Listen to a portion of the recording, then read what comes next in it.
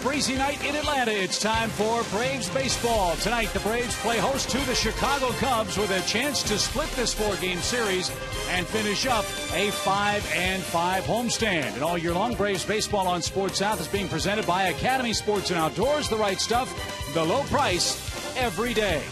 Good evening, friends. With Dale Murphy and Joe Simpson, I'm Chip Carey. Welcome back to the ballpark. A big game for the Atlanta Braves, who've now fallen 6 games off the pace in the National League East. The Cubs have come to town and have made life tough on the Braves pitching staff. Murph, let's hope Mike Minor has another typically good game against the Cubs. You're right, Chip. Mike Minor beat the Nationals in his last start, and he's 3-0 against the Cubs.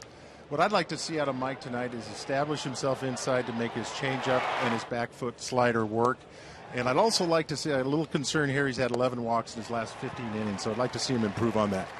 And if Mike can do that, he'll be taking on a Cubs offense that's in high gear. The Cubs playing perhaps, Joe, their best baseball of the year because of good pitching. But their starter tonight, Matt Garza, hasn't been part of that equation of late. No, he got off to a great start, Chip, but his recent work hasn't been as good. When you look at the split in his season, his first 7 starts, excellent record and ERA, an opponent's batting average of just $1.99. But his last 8 certainly don't match up to that. He has, however, won 2 of his last 3 starts, and he beat Houston his last time out, and he is the subject of a lot of trade rumors. As we head closer to the trade deadline of July 31st, I'm not so sure Matt Garza will be in a Cubs uniform much longer. He may be auditioning indeed. We'll see if Matt Garza is a Cub come July 31st. He is tonight, and he'll have to deal with the 1-2 punch of the Braves. Bourne and Prado have been sizzling in this month of July. We'll break down their season when we come right back after this.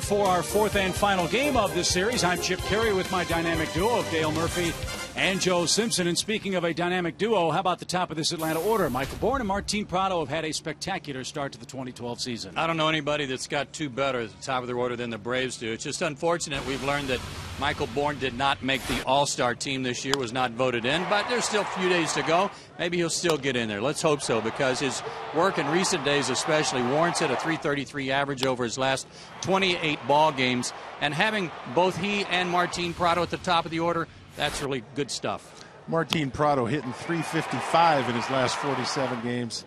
A lot of talk about Michael Bourne making the All-Star team. Martin Prado should be in Kansas City as well.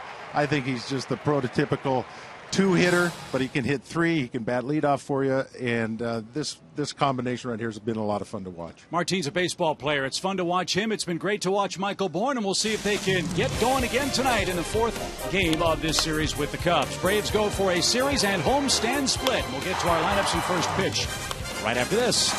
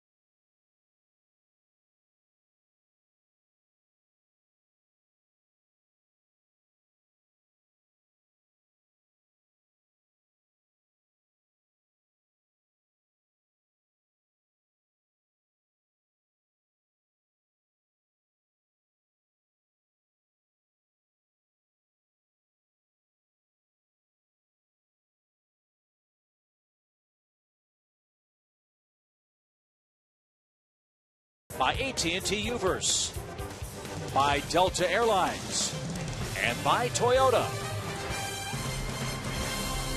Well, with the Chicago Cubs in town, it's somewhat apropos that the wind is blowing straight in, but it's not off Lake Michigan. It's right off Capitol Avenue, and it's blowing in very briskly on a warm night here at Turner Field as the Braves take the field, hoping to split this four-game series with Chicago and finish up this homestand with a 5-5 mark. They're catching a Cubs team that's playing its best baseball of the season. The Cubs have won 7 of their last 9 games. And their youngsters have really had a good series, Joe and Dale.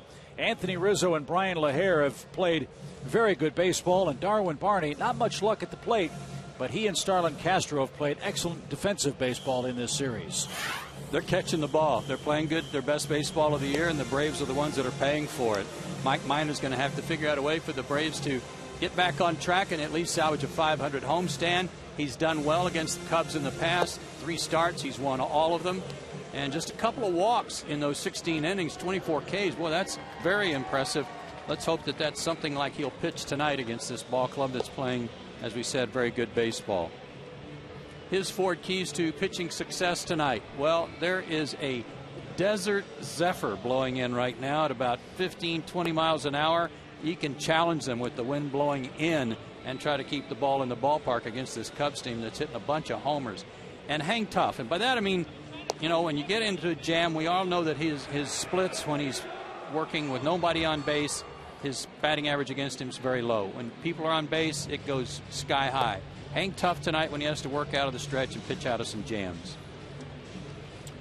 And here's the Atlanta defense, which has been problematic on the homestand. We showed you that graphic during our pregame festivities.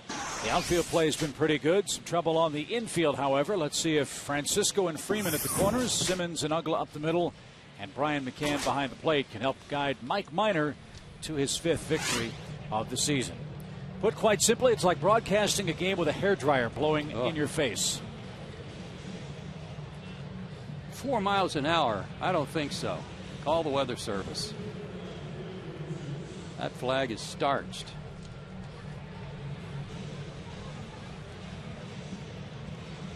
Umpiring crew tonight.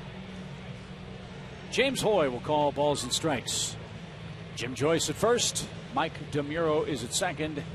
Jim Reynolds is the arbiter over third. So David DeJesus is ready to go for Chicago. He's 4 for 9 in the series.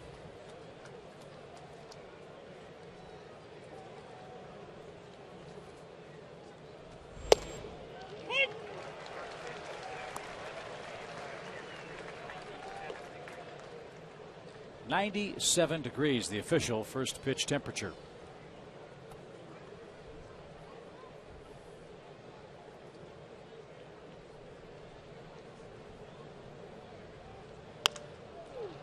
Pop fly by DeJesus into left field. Martin near the line, still coming, and did he make the play? No, he did not. There's first evidence of the wind. He thought he had an easy can of corn there, and the wind really knocked it down.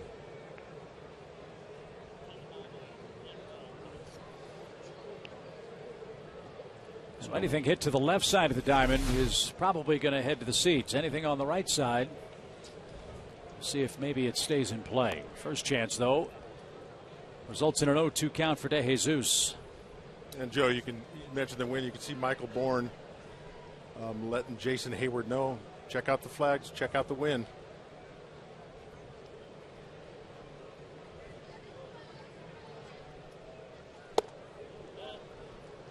Blowing in, 1 ball, 2 strikes. Always like to get into a habit, every hitter. 3 things you have to do, kind of like a setup in golf.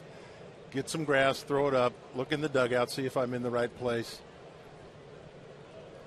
Make sure I know who's hitting. Good habit. Kind of go through a checklist. Minor has his first strikeout. Remember, Mike's career high is 12, and that came against the Cubs a couple of years ago. He's had excellent luck against Chicago. Well, he made a couple of real good pitches with fastballs to the outside corner in that sequence. First pitch of the game and then the last pitch for the strikeout. If he can live out there tonight, or either on both sides like that, he's going to have a good night. Yeah, and he threw a good one off the plate in as well. Moved DeJesus around a little bit. I think that's one thing I always think when I think about Mike Minor. Establishing something inside, so you can, like you say, so you can use both parts of the plate. Ball 1 to Cubs shortstop Starlin Castro.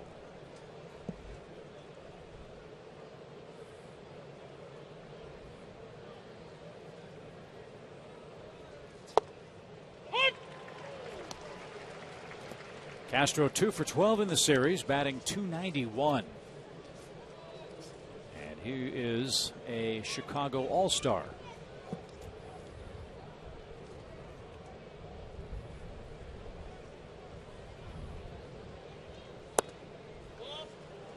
Got a good look at his stance. He's within the rules as long as his foot is on the line. Looks like all he's got on the line is the toe.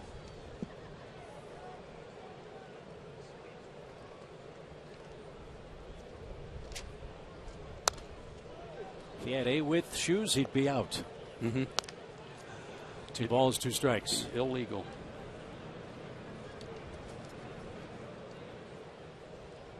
Worth keeping an eye on later in the game, though, as that line becomes obliterated. If he kind of abuses it a little bit to get outside it.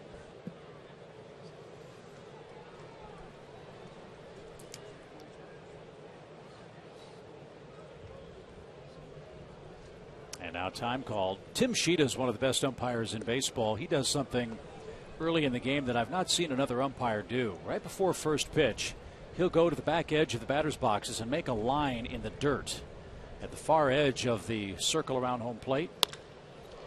As Castro drives one to left center, the wind's going to knock that ball down. And Michael's got it for the second out. And what he'll do is he'll use that as a guide for late in the game when those back white lines are gone. Without calling the grounds crew out, he'll have an idea of where the batter's box boundaries should be. Well, maybe James Hoy can learn from that and do something similar tonight. I have a feeling that fly ball we just saw was a home run last night. I think you're right. Anthony Rizzo's the Cubs' first baseman.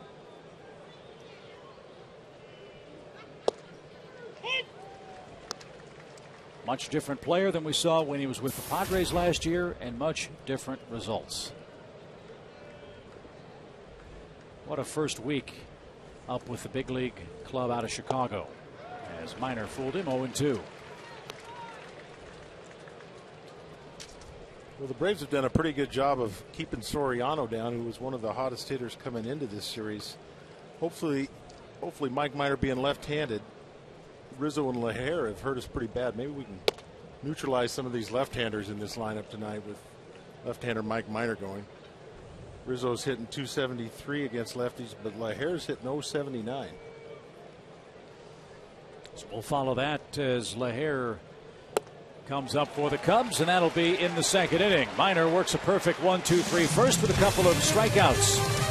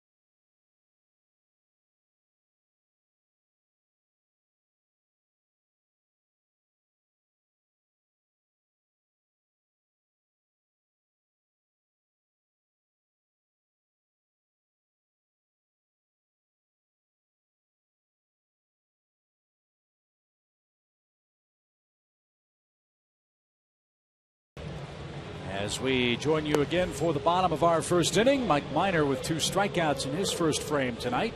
And now Matt Garza for the Cubs goes to the mound to face the 42-39 Braves. A sizzling Michael Bourne and Martin Prado at the top of the order. Jason Hayward, a great month of June. Let's see if McCann and Ugla can get going tonight and support Mike Minor as the Braves try to hand Garza his 7th loss. They have the same records, Mike Minor and Matt Garza, at 4-6. But for Matt Garza, the road has been mighty unkind to him. His ERA over double what it is at Wrigley Field in just a 2-5 record. And look, kind of odd that only 1 home run allowed at Wrigley and 11 on the road.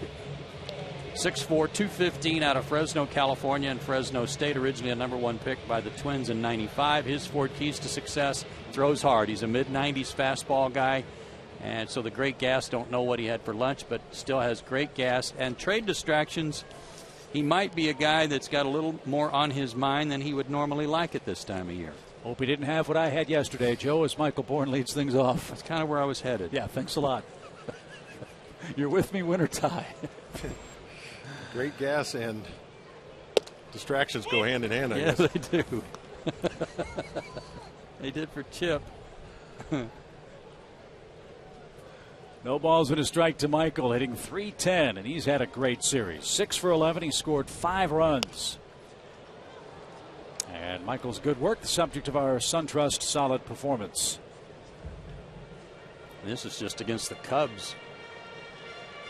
One of the things he could do tonight, Dale, is drop a bunt down or 2 on Matt Garza, who doesn't like to throw to bases, doesn't like to make pickoff attempts. You don't have to worry about it here. Michael's down on strikes to start the ball game. If you didn't hear the news, I'm sure Michael would want us to echo this thought. He's so appreciative of all the support he got from Braves country for his candidacy for the final All-Star spot. Michael did not win the final vote tallying today. He finished behind David Freese of the Cardinals. But so much support all around Braves country on MLB.com, Braves.com, on Twitter. From his teammates supporting him, encouraging him. So for Michael, we thank you who watch our broadcasts. And who knows, maybe something will happen that will allow Michael to make that club still for the National League in Kansas City next week. Prado, another hit. He guides that one through the left side of the infield. A 1-out single. All that talk about Michael Bourne certainly deserving be in Kansas City, and Martin Prado is, I guess you really wouldn't want to say under the radar. I mean, everybody knows what he's doing, but boy, I'd love to have seen both of those guys there in Kansas City. Like you said, maybe something will happen. It was a lot of fun on Twitter today with my followers. I'd like to thank them. They had a lot of fun with a great hashtag, Vote Bourne. Just came up a little short. Back toward us, out of play for Jason Hayward. Martin Prado, by the way, an 11-game hitting streak. That single, his 100th hit of the campaign.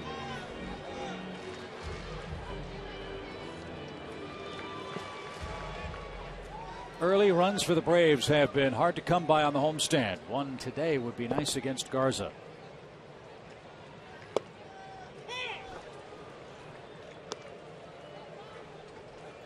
He's made a couple of starts in his career against the Braves. Garza's 0-1 with a 4.5 ERA. Both of those starts were last year.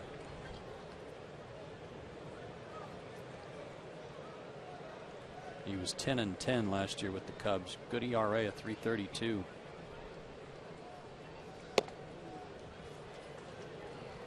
Jason gave the Braves a scare in his last at bat last night, didn't he?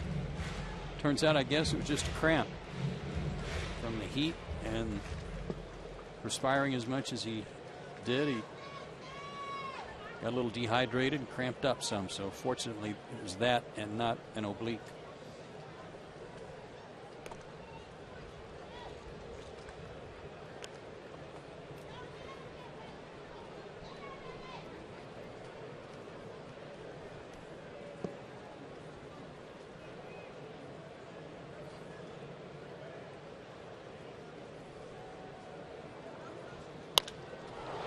Fly ball to right.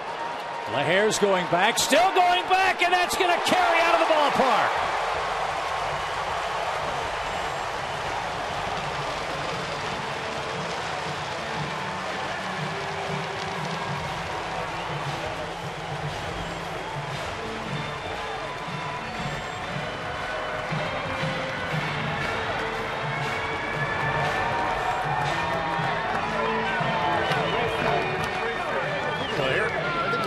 Checked the wind, but he sure didn't go back like he thought it was going to go out of the ballpark. No, the way he was kind of drifting, I thought, well, that's going to stay in. Of course, it also maybe goes to LaHair's inexperience out there in right field. That's true. Right off the top of the fence.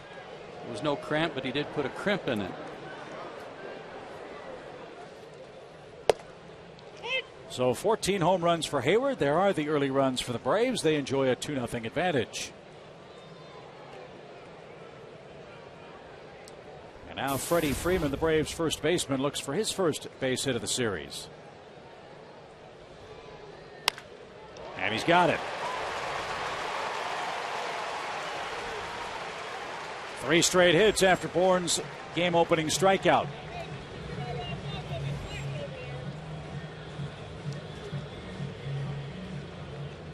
That's only Freddie's second hit period against the Cubs this year. He had been 1 for 19.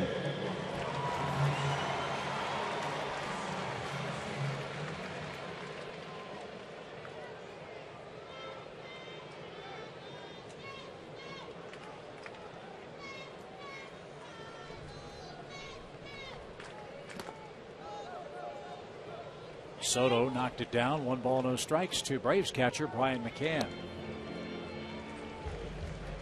As he did a couple of days ago, Brian did not hit on the field today. He hit inside, tried to conserve a little energy, as he should, on a day where the game starts at 97 degrees.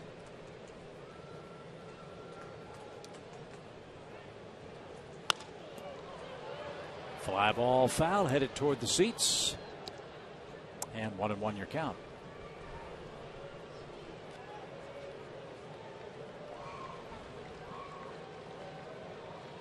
Hayward homers after Prado singled, and that's your scoring to this point. Freddie Freeman's at first with 1 out.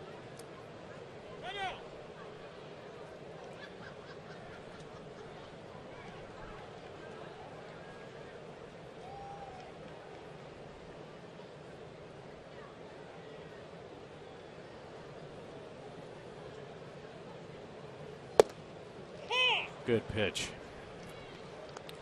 1-2. In Garza's last start against Houston, he pitched into the 6th inning and only gave up 2 runs, but he walked 3, and that snapped a streak of 6 straight starts where he had walked 1 or less. Pretty good command.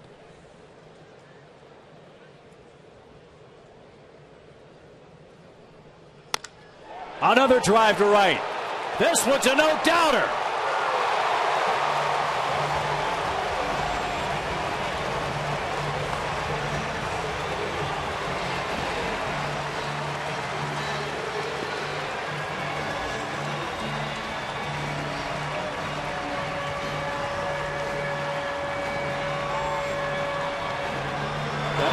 Easy swing, too.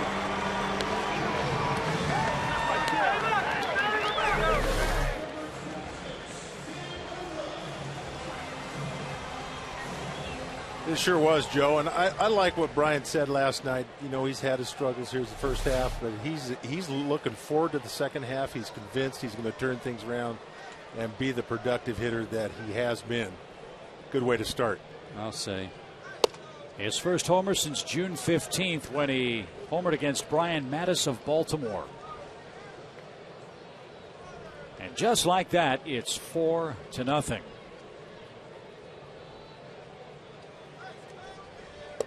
Well, the Braves know what it's like to be on the wrong end of a 4-0 first inning. It's happened a couple of times lately, so this is a good switch. Let's see if Dan can get going. He's 1 for 9 in the series.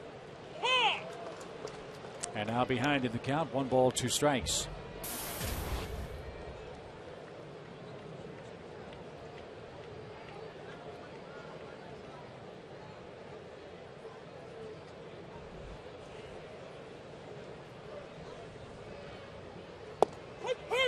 That's over the inside corner.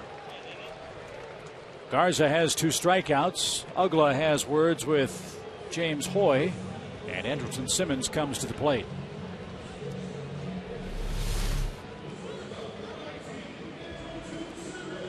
Like a 2-seamer that was running back into Dan. He thought it was inside. Fox Track shows us that it wasn't. Another good pitch, though. Pitcher's pitch.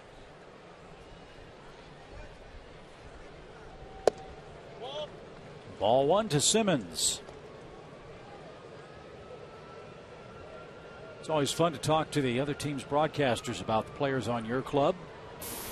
And everybody in the Cubs traveling party has been raving about the Braves shortstop. This is the first time they've had a chance to see Andrelton play in person, and they like him a lot. And what's not to like? Right. And the coaches as well, Chip. I was talking to Jamie Quirk, the bench coach for the Cubs. The first thing he asked me about was Andrelton Simmons. He said, that kid looks pretty good. I said, yes, he does. Can't have him. Yeah, you've got a shortstop. That's true. They do.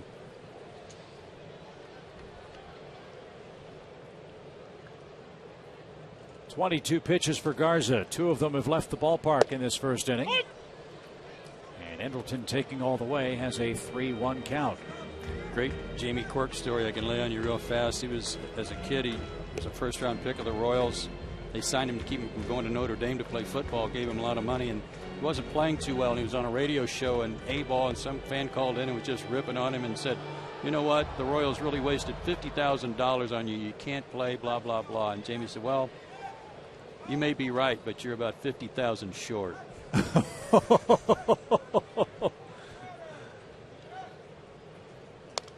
thought that was a great comeback. 3 balls, 2 strikes.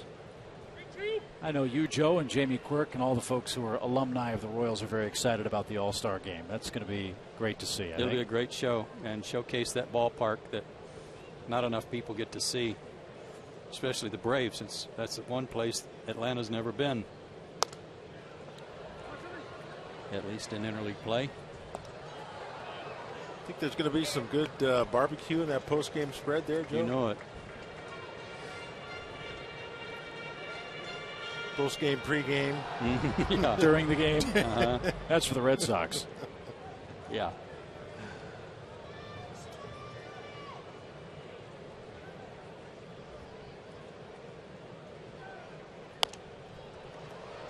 Here we go again. Yep. Didn't he have the at-bat of the homestand, the 14-pitch at-bat earlier?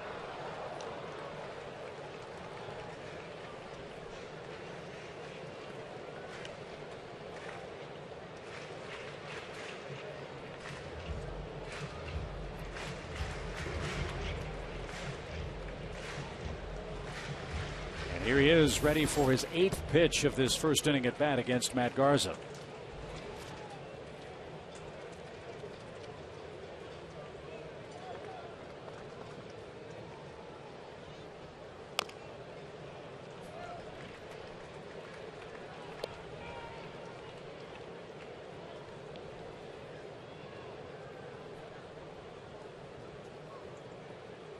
Not often we get excited and interested in seeing if a kid can keep fouling them off. You know, how far can you go?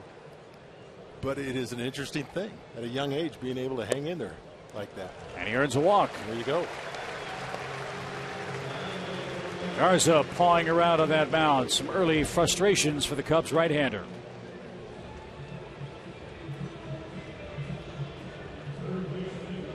I had a great time back in Kansas City, Joe, back in early 80s sometime. Their awards banquet gave me a nice award. Had a great time there. One of the best winter baseball banquets I've ever been to, put on by the Royals. They have a great support group there. I call it a booster club, but it's way more than that. The name escapes me. I want to say the Ambassadors, something along those lines. They do a great job every year with a postseason baseball banquet. And Joe, young fans won't remember this, but in the 80s, the Royals were like the Yankees or the Red Sox. I mean, that was an elite franchise. Late 70s, yeah, and early 80s.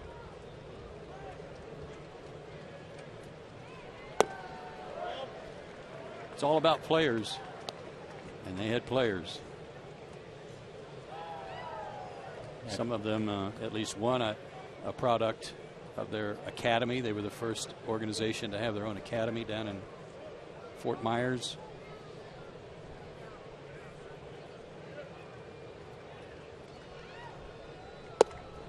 I didn't realize this, but Tom Hart reported a moment ago that in 1990, to tell you how times have changed in baseball, in 1990, the Kansas City Royals had the highest payroll in Major League Baseball. No fooling. Never would have guessed that. No.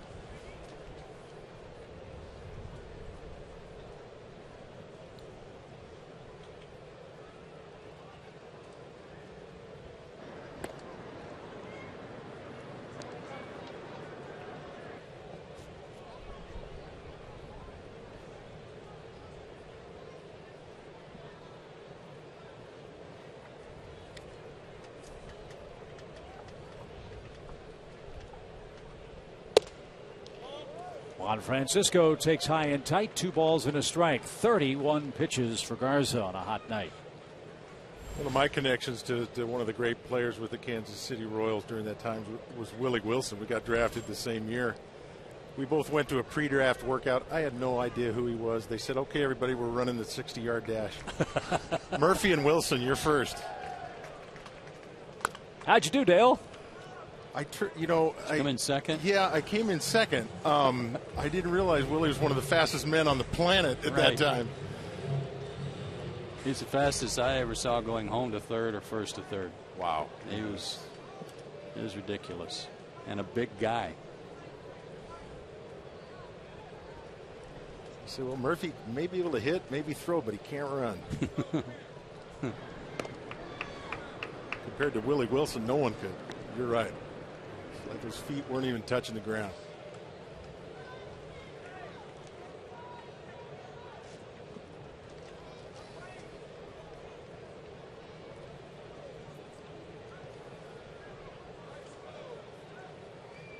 Runner goes. Swing and a foul ball. Back to first will go Simmons with a 2-2 count.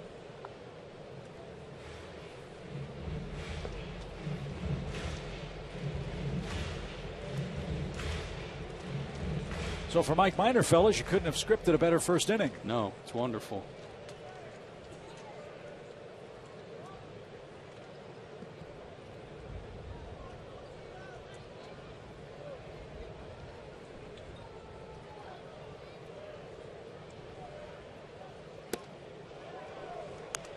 Now Simmons will run again with a full count.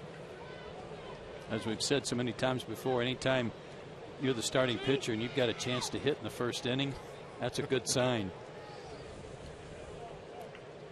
Well, 4 runs in the first tonight is the highest run total in a first inning for the Braves all year. Is that right?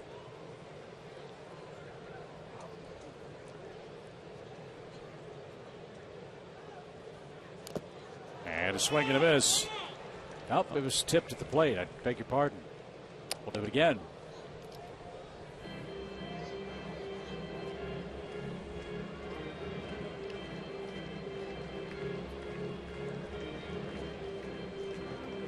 Dale Swaim's the skipper of the Cubs. He's got a very, very big job ahead. An interesting pitch there, Joe. 3-2, 2 outs. Yeah, off-speed pitch. Doesn't look like he's went back to his fastball there, but Wow, is that Jerry? Woo! No, thought it was Jerry. That's a big screen catch. Snagging it. Save the equipment. Posed for a few seconds. Ground ball toward first, and that's foul. So what, 8 pitches to Simmons and now 9 to Francisco.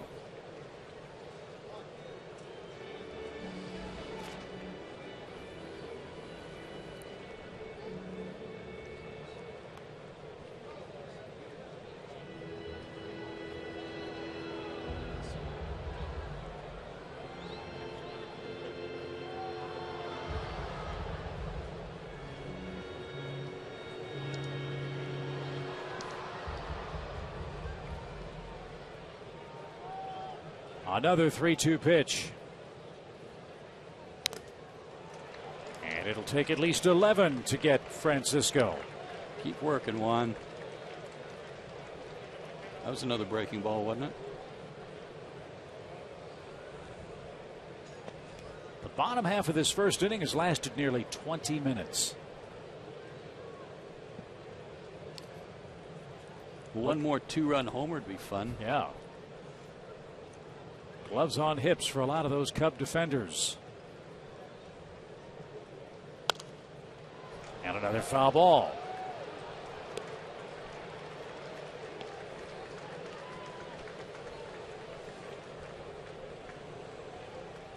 Well, I'm sure we got a lot of scouts here from all over baseball watching Garza. Another inning like this, we may see a whole section get up and leave. Been a long one.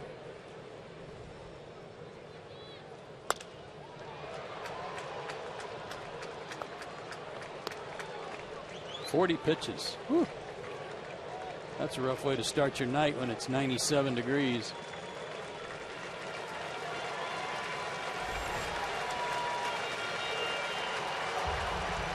One more on a 3-2 count. Andrelton Simmons is going to want him to do something too.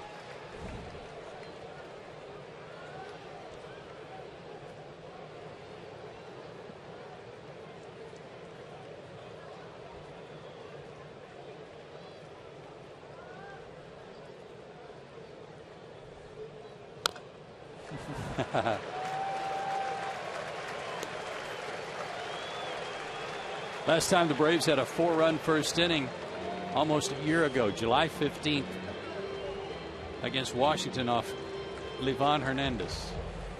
Huh.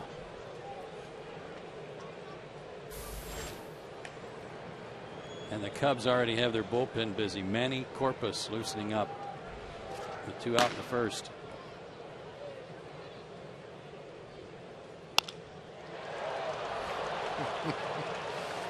Andrelton Simmons is saying uncle. Yeah. I think they ought to just let him stay at second if he promises not to run on the pitch.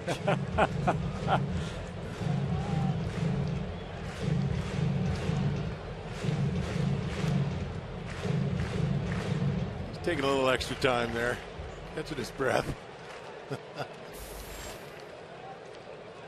A 14 pitch at bat so far. I think this is the most of any batter all year because Andrelton tied a couple of guys at 14.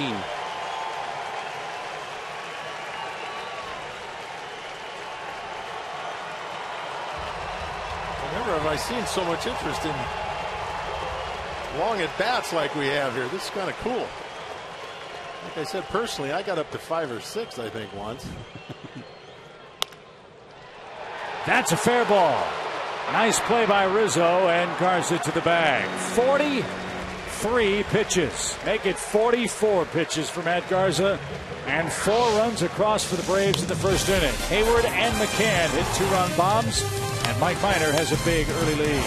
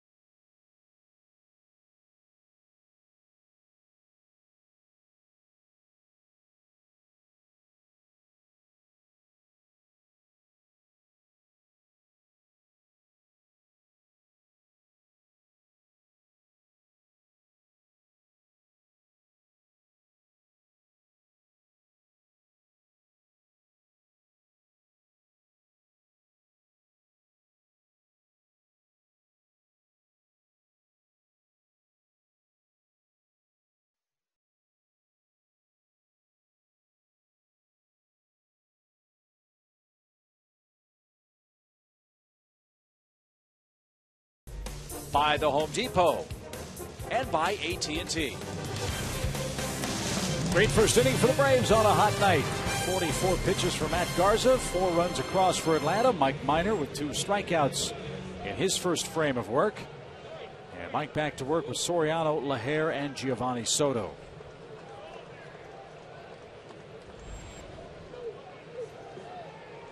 How great would it be if he had about a 5-pitch inning? Get Garza right back out there.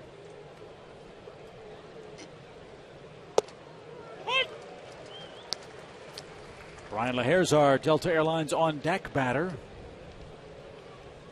Very impressive work in a limited sample against the Braves.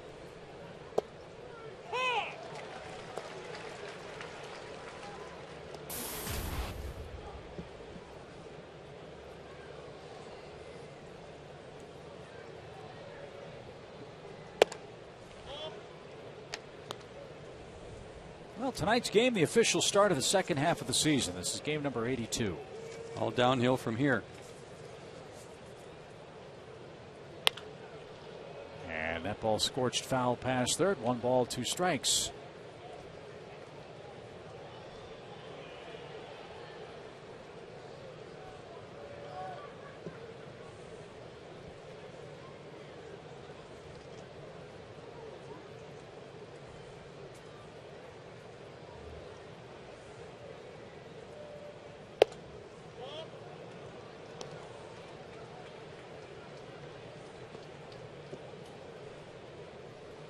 Like that location there. About 6 inches off the inside. It sets up his changeup and that back foot slider. Either way, he wants to go. Fly ball shallow right. Easy play for Jason. And Miners retired the first 4 he's faced tonight for Chicago. And here is Brian LaHare. He made a good pitch with his changeup that was called strike to the inside part of the plate there in that sequence too. And I remember back June 12th when he pitched that good game and got no decision against the Yankees. 7 1/3 innings. He only gave up 1 run and 1 walk. And Brian McCann talked about how he was effective to both sides of the plate with the fastball and his changeup. He didn't just keep trying to go away from the right-handers all night. He actually was using it inside too, and made a good pitch with it inside to Soriano. Well, you know you're pitching good too. You got your stuff when you can locate a changeup. Yeah. I mean, typically, I remember the theory was throw it over the middle of the plate and keep it down. When you can locate it, you can be tough. Another changeup. This one fouled away by LaHare. 1 ball, 1 strike.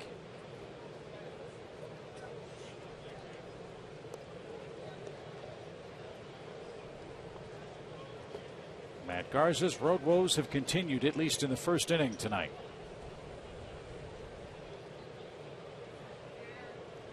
And he's talking to himself about the 2 two-run homers he allowed. 2 balls and a strike.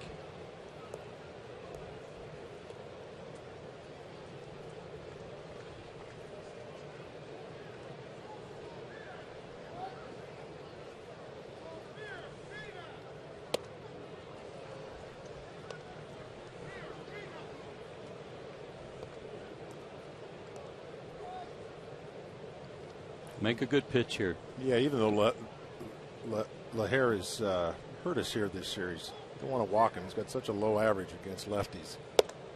But Mike did. First walk of the game. 1 on, 1 out, and the catcher Giovanni Soto's coming up.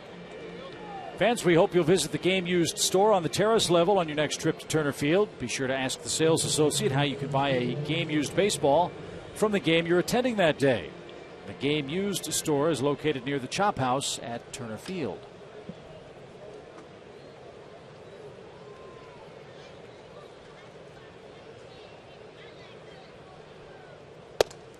You know how in tennis they keep track of various stats, and one of them is unforced errors that a guy might make? That was an unforced error right there. You know, 1 out, nobody on, 4-0 lead, and you walk that left-handed hitter. That's a good analogy right there.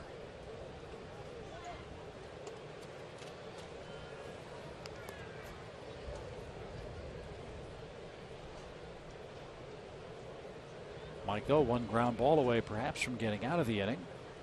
Giovanni Soto's hitting 4 double plays this year for Chicago. And he cues 1 to the right side foul. 0-2.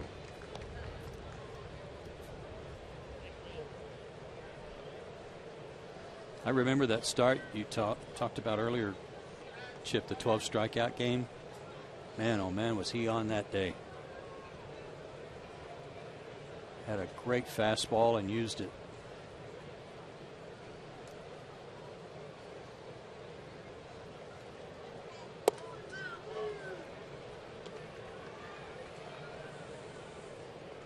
Braves have a ground ball staff, as you see on our Academy Sports and Outdoor leaderboard.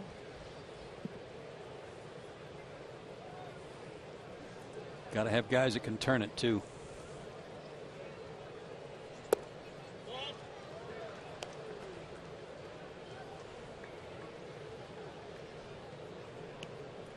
Typically, you think of the middle infielders because they're the ones turning the double play, but you know, you got to have a guy at third that gets the ball to the second baseman quickly, and you got to have a first baseman handle a few bad throws too. Come on, Mike.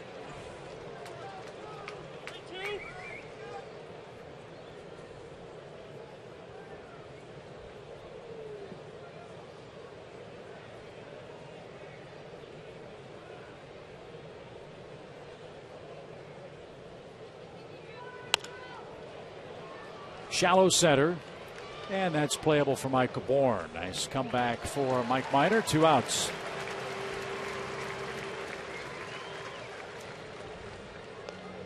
You got a big lead. You've got the wind in your favor. Go after these guys. Well, and on top of that, knowing that that guy just threw 40, how many? 44 pitches. You got to have that in the back of your mind too. Hey, I want to get him back out here. You guys put it in play. They get a couple of hits, okay.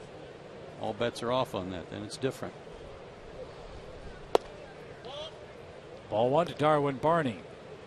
But I think your analogy of unforced errors is really good. If they get a couple of hits, at least they earned it. Uh-huh. You know, right. They're going to do that once in a while. Make them earn it.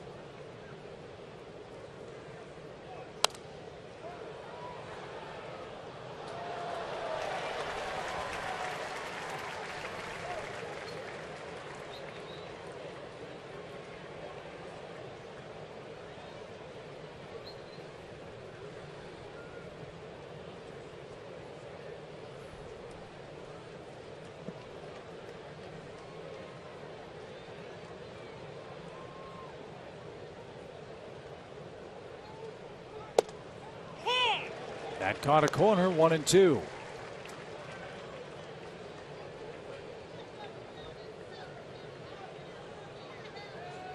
think especially when you got good stuff. I think Mike Minor needs to know, Joe, you don't have to always be that fine. I know we always talk about hitting the corners, but got good stuff, throw it.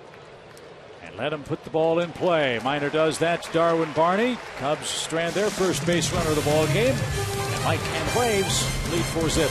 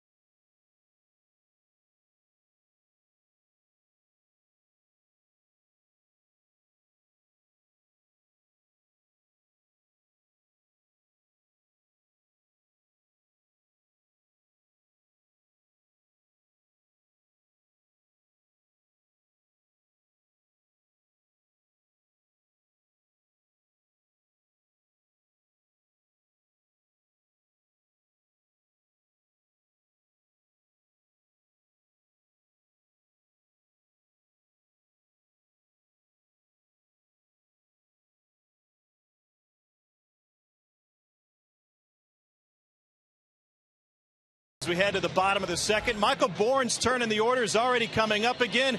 And earlier today, he wanted to make sure the Atlanta fans knew how much he appreciated their support in the final spot for the All-Star game. I want to tell them thank you, first of all, man. I mean a lot. They was behind me the whole way. Everybody that was in the clubhouse, everybody that was on Twitter, even though I don't have a Twitter page. Facebook, wherever that tried to vote for me. I just want to say thank you. Thank you for all the support. Thank you for, continuing to vote for me day in, day out. It didn't work out, but it was a good run. Guys, no shame in finishing second to the reigning World Series MVP. I had my tweet deck open this afternoon, and hashtag VoteBorn was the leading tweet getter in terms of votes, and that thing was spinning like a pinwheel all afternoon. Good job, Braves fans. Chip? All right, Tom, thank you very much. Mike Minor will start the second inning for the Braves.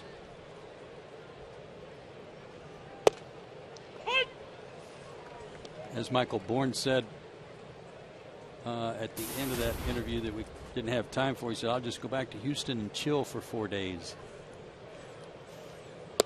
I don't know how much chilling he'll be doing in Houston. It's probably 100 degrees down there.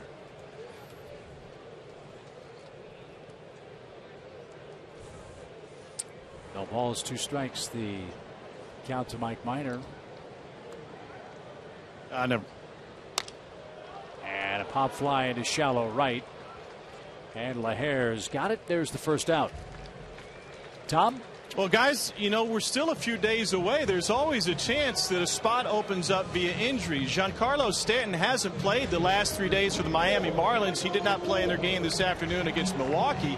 And you would think as a PR move, the second leading vote getter on the last vote would be at the top of the list to earn a spot.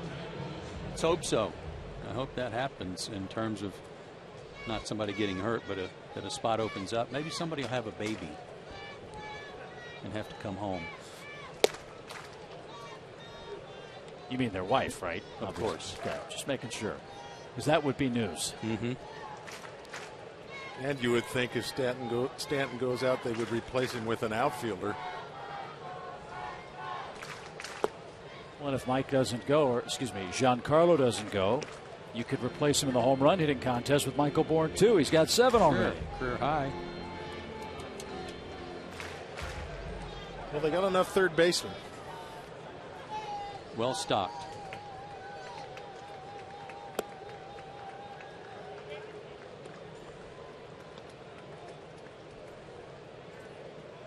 Meanwhile, nothing's been easy for Matt Garza tonight.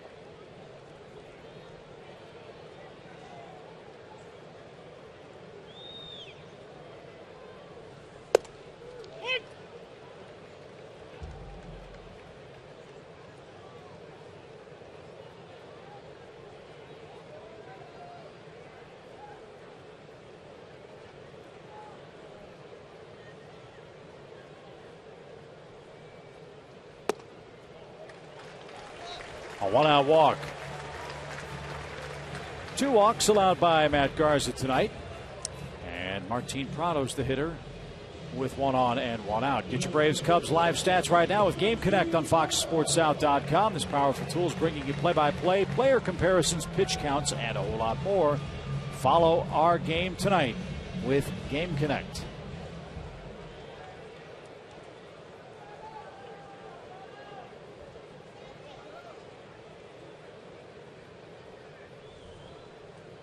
Martin Prado with an 11-game hitting streak.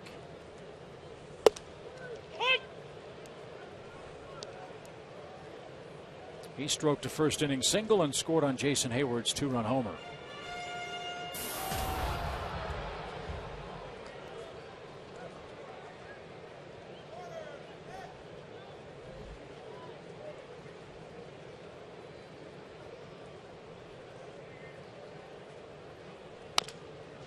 Up the middle. Barney at the second base bag made a nice play. He allowed that ball to travel, and he doubles up Bourne and Prado and sends this game to the 3rd inning. 4-0 Atlanta, your score.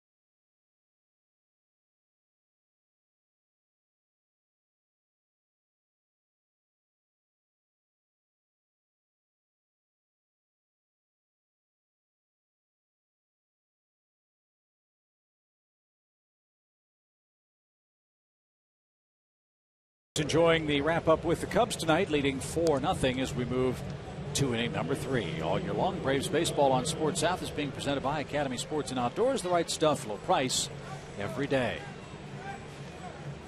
Just a minute or two past 8 o'clock Eastern Time with Joe Simpson, Dale Murphy, and Tom Hart. I'm Chip Carey. Good start tonight for Mike Minor, trying to salvage a split with the Cubs and a 5-5 homestand for Atlanta tonight.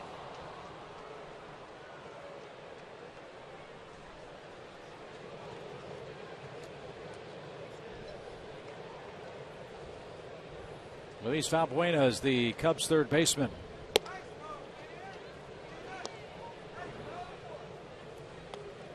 Anytime you say Cubs' third baseman, you can't help but think about Ron Santo, the Cub great.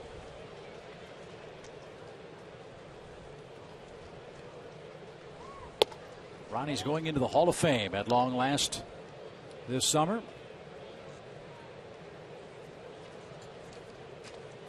Family got word on December 5th of 2011, a year and 2 days after Ronnie passed away, that he'll be enshrined in Cooperstown. I know you were real close to him, Chip, Yeah. and I know how much you miss him. And it's really a big hole in the Cubs organization, especially when you go to Wrigley and not see him in the radio booth. A lot of folks don't know about Ron Santo. Away from the field was the tireless work he did in raising money for juvenile diabetes. As Valbuena drives one foul to the right side. Ron was a double amputee, lost both of his legs below the knees due to diabetes. But he helped raise more than $60 million with the Ron Santo Walk for a Cure in Chicago, an annual event. As Minor strikes out Valbuena. So I salute the Santo family and wish them all the best as they remember their husband, their father, their grandfather, and a great ambassador for baseball, Ron Santo, this summer.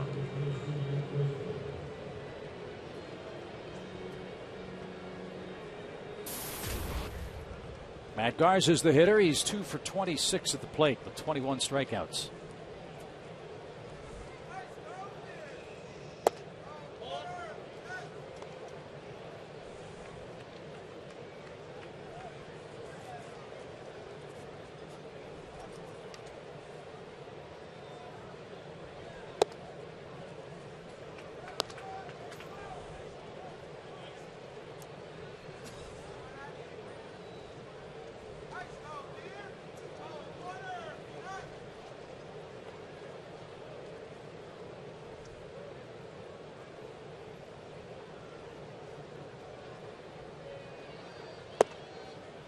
There's a strike to Garza. 2 balls and a strike, your count. You don't want to throw any balls here. What was that? What were those numbers again, Chip? 2 for 26 with 21 strikeouts.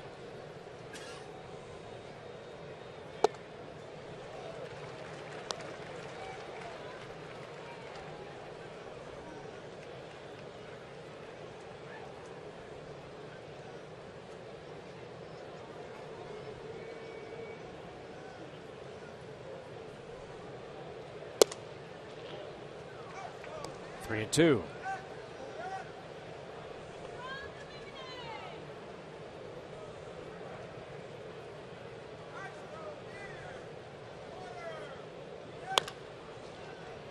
To short. Simmons has it, and Garza's the second out. Fans, the Braves welcome legendary Southern Rockers Leonard Skinner to Turner Field for a free post-game show Saturday, September 1st. It's presented by Coca-Cola and Delta. Field passes are on sale for $20, so visit Braves.com/concerts or call 800-745-3000 for ticket information.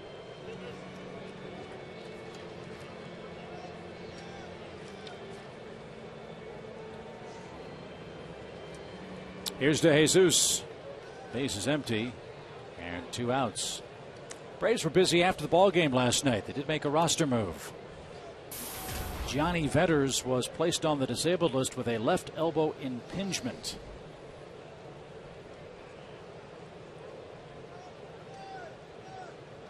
And they replaced Johnny on the roster with Luis Avilan. Left-hander making his first appearance in the big leagues. He was actually in Mississippi, had gotten called up to Gwinnett and didn't pitch for them. He just kind of made a pit stop in Gwinnett on his way to the big leagues.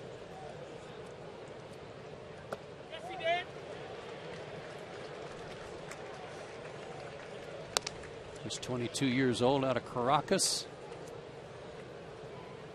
Good ERA at AA and just a 189 average against him by lefties. That'll come in handy. Got to like this kid too. He spent his first 2 seasons playing in the Dominican Summer League in the Braves organization, and then in the Gulf Coast League the year after that. In the air to center, but Michael Bourne's going to catch that. A flawless third for Mike Minor, who leads 4-0.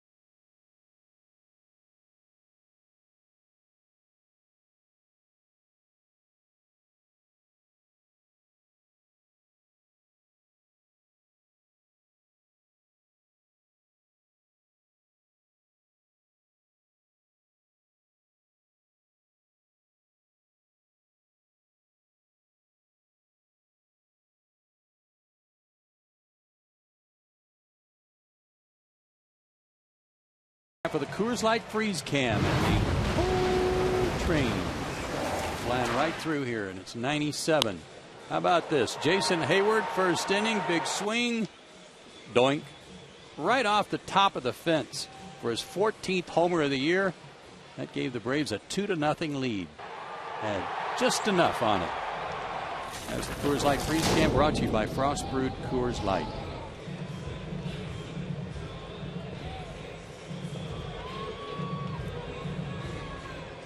So let's see if Jason can do it again. A 2-run first inning homer.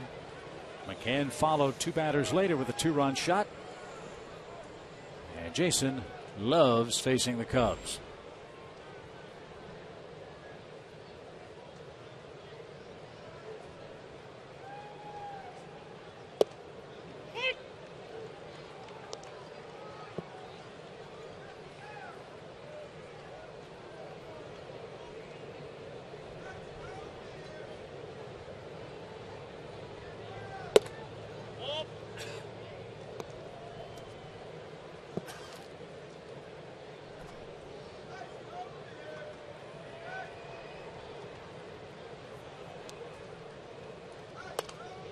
There are a couple of reasons why Matt Garza is going to be a highly sought after pitcher at the trade deadline. One, he has very good stuff, albeit with a losing record this year. He's playoff tested. He pitched on some very good Tampa Bay clubs, was the MVP of the American League Championship Series back in 2008. He's thrown a no-hitter in his career. In fact, he has the first no-hitter thrown in the history of the Tampa Bay Rays organization at the major league level. That was June of 2010, and here's his overall numbers for postseason. But that ALCS championship or MVP award, he was 2-0 against the Red Sox with a 1.38 ERA. So you can't scare him. No. But maybe the most attractive piece of the puzzle for Garza is the economic certainty that he can provide your ball club. He's under contract not only the rest of this year, but next season too. And Jason's down on strikes. That's the third strikeout Garza's recorded in the game.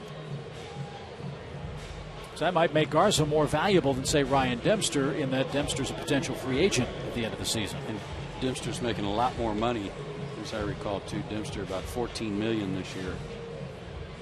So even for the last half of the season, that's a big chunk of change. Bases is clear for Freddie Freeman. The thing that surprised me about the Carlos Lee deal going from Houston to Milwaukee is that Houston picked up all but the minimum, prorated minimum, as we were talking last night. We didn't know what that meant. Whatever the prorated minimum is for the rest of the year in the big leagues, take that off what is owed him. That's all that Milwaukee's responsible for.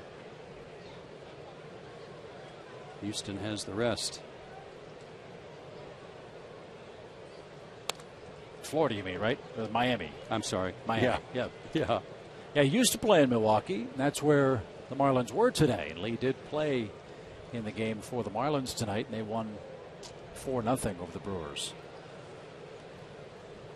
And he had a couple of hits for Miami. That's well struck to center. De Jesus going back, and that one's long gone.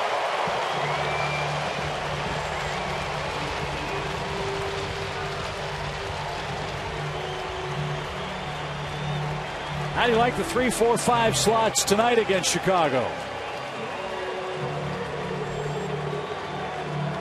Well, it's not too shabby, Chip. I think that'll be the key to the second half. One of the keys to the second half is Guzman's stability in 3, 4, and 5. What do you think, Joe? Well, the great shot here is Soto's glove and Freddie not missing a good pitch, but I agree with you. There's got to be some, I guess, a systematic confidence that those guys in the middle lineup are going to be there every night and not be a revolving door like it's been for most of the year through injury or whatever. 1 ball, no strikes for Brian McCann. And to Joe's point. Yeah, watch Soto's glove. He wants it down on the ground. Now watch him. Uh-oh. And then he just kind of froze there. He knew that it was deep, dark danger on that one.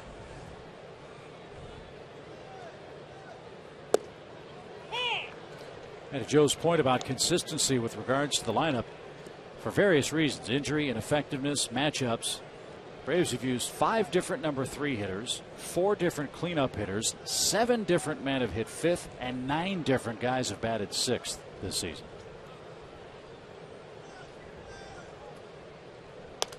The 7 different guys in the 5 hole is the one that really surprises me.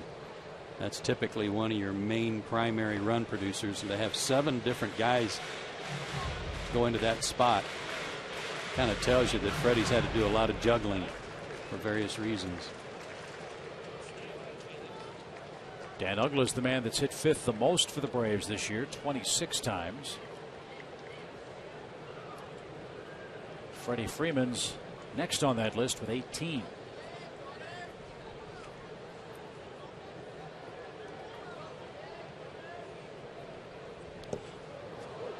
McCann has to move his feet. 2 balls, 2 strikes.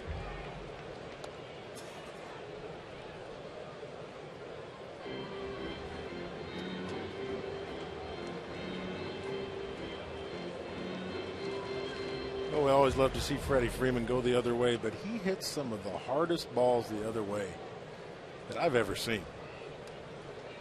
Greg Walker says the same thing, his hitting coach.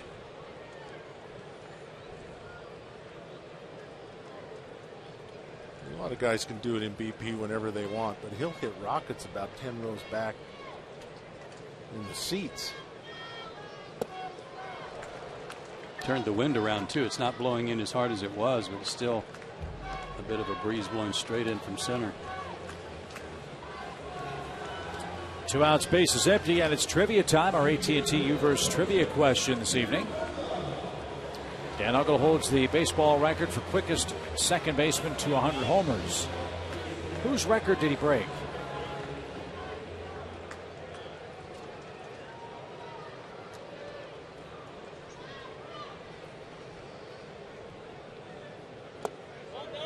Kind of liking Joe Morgan on that one. It's a good call. Maybe since we're playing the Cubs, Ryan Sandberg.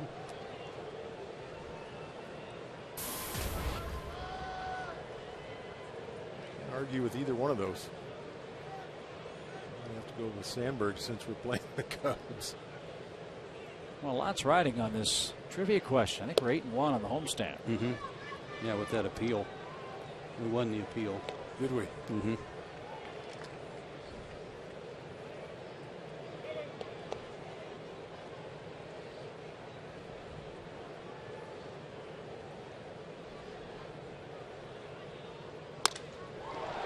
In the air to right. LaHair going back, still going back, and makes the grab shy of the fence. Boy, the ball is jumping toward right field tonight.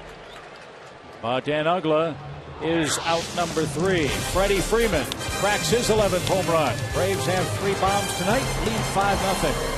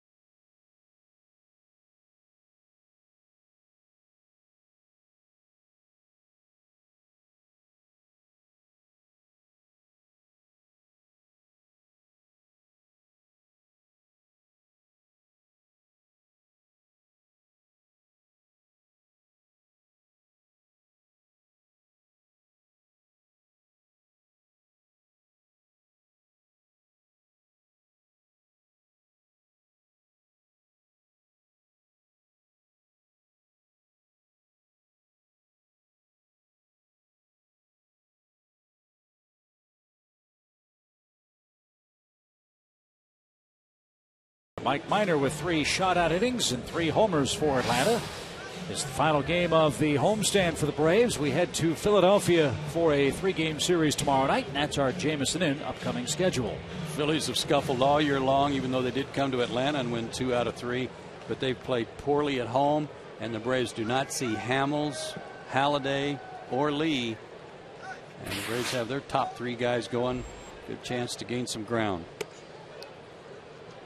And a good chance to gain some ground tonight if the Giants can help out the Braves. They're in Washington and playing the Nationals.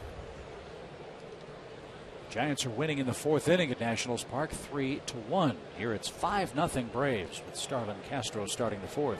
I believe Matt Cain's pitching for the Giants tonight. Fly ball right field. Hayward near the line, slowing now and makes the grab. Wind shifting now. Was blowing straight in. It's starting to blow a little more toward the Cubs dugout.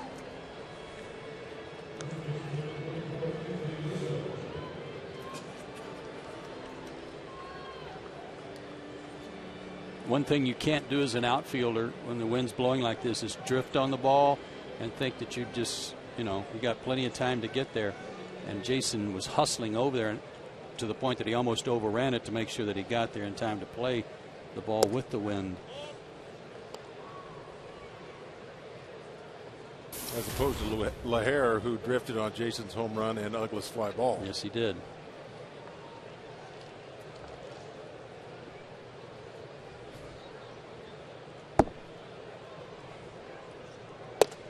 A strike to Rizzo evens the count.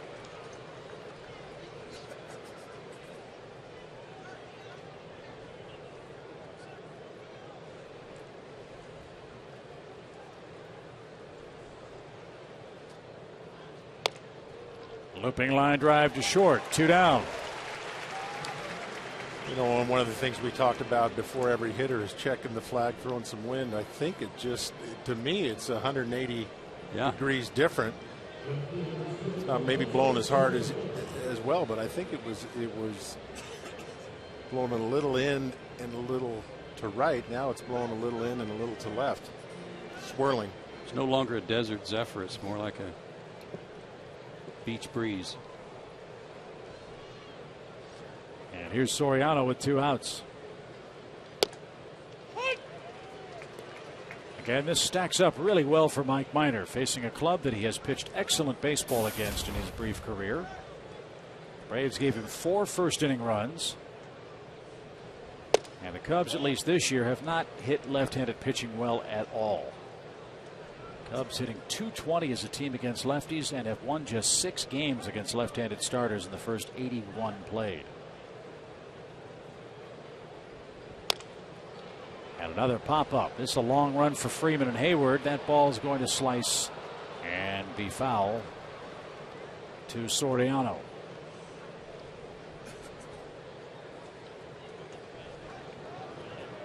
That doesn't look very good, does it, against lefties? 6-17 record as a team. Dead last in slugging and homers.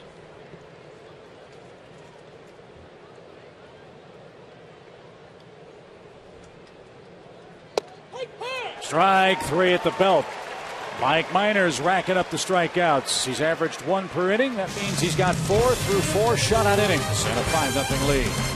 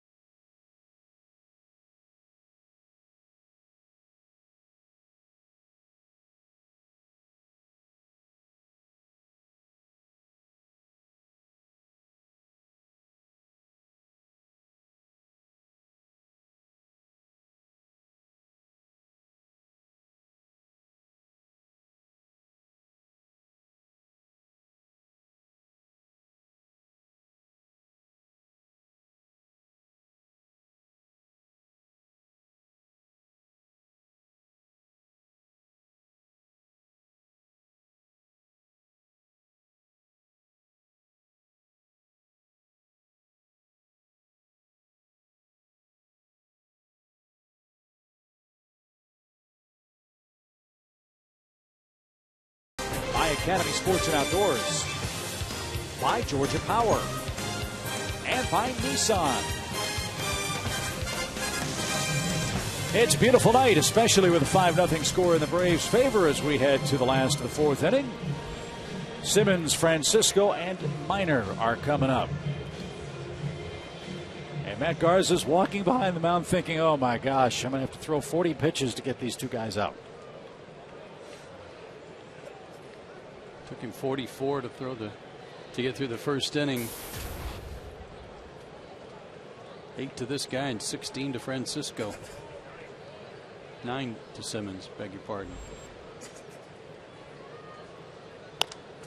But the first one's put in play, and it's driven to shallow right. Darwin Barney drifts back, and the Cubs second baseman puts the squeeze on that.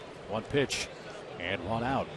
Now it's easier than ever to support the environmentally friendly energy generation with Georgia Power's EarthSense Green Energy program. Join a growing community to help bring more renewable power to Georgia. Log on to georgiapower.com for more information.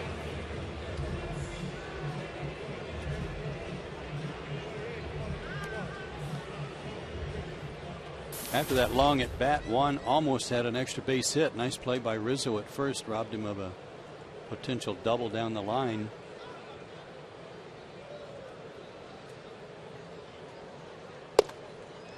And in one start, he's done pretty well. He's made 24 starts, 4 homers, 16 RBIs in those games.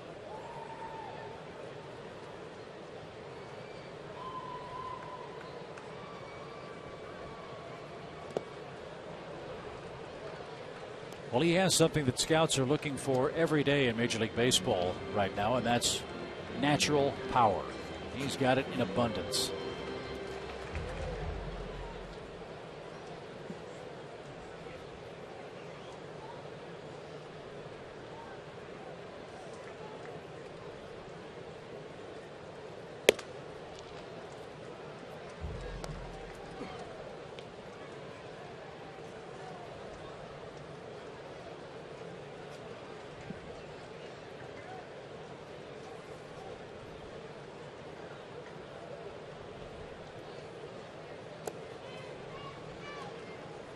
Now 2-2. There are a lot of guys that swing the bat from the knob. He is right down on the knob, but it's almost like he's got both of his hands just compressed as tightly as he can in a small space down there. Might be a little overlapped on the knob. He definitely is. This is almost 2 fingers overlapped. Uh-huh. But what does that do for a hitter? Leverage-wise, I think that a lot of guys think that it helps them leverage if they're down off the end of the bat, that it helps give them a little more bat speed with the other end. Theoretically, maybe gives them a little extra length without using a longer bat. Maybe more so in their mind, just feels like they're getting a little extra length. Maybe just a comfort thing. I never liked it. I never overlapped on the knob.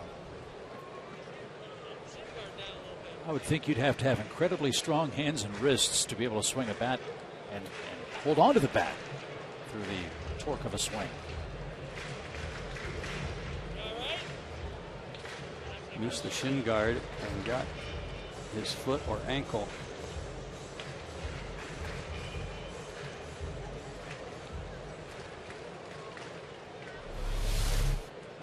Oh, his toe.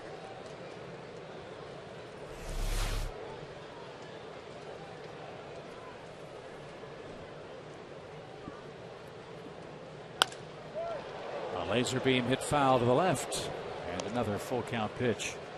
Well, I like that swing the other way from Francisco. Chip, you were talking about his natural power. He put a show on in BP, which is not a hard thing for major league players to do, but he put a show on the other way. It was really impressive. A lot of balls stung to left field. See if he can incorporate it tonight at game time.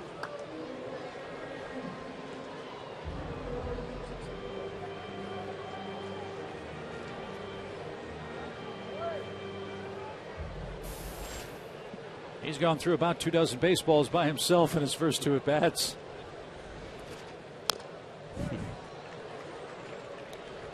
What pitch are we on here? A 15 pitch at bat in the first inning for Francisco. This one will be 16. I beg your pardon. I want to shortchange him. 16 for Francisco, and this one will be his 10th.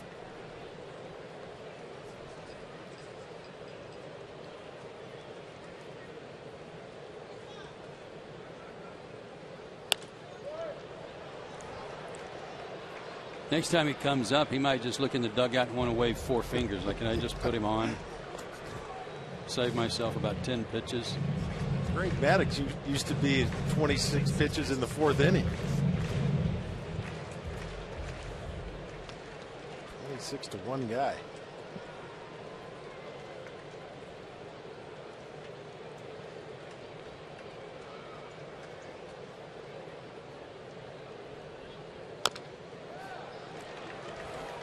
Funny thing is, they just keep going to that same spot.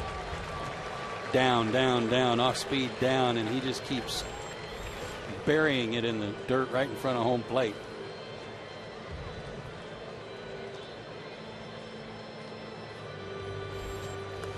Well, it's $7 in Major League Baseball. That's about $189 for Francisco. And it's only the second. $7. Where are you finding them for 7? I just pulled out a no. quick It number. may be for Major League clubs, but it isn't for the rest of us. And he draws a walk. You know how much they are, Chip? I don't. You're lucky if you can get them for 17. A Major League Baseball? Real thing. 15 to 17. Wow. It's a good deal. It's a great deal. If you get one with a Dale Murphy signature on it. That depends how I'm feeling that day. Crespazio to the bullpen phone as Garza in some more trouble. He's got Mike Minor up there, Francisco at first. And Mike a bunt. And it kicks off the grass and rolls foul for strike one. But you're right for the Major League clubs, Chip. I'm sure it's somewhere in that. It's got to be somewhere around there. That's Scott Main loosening in the Cubs pen.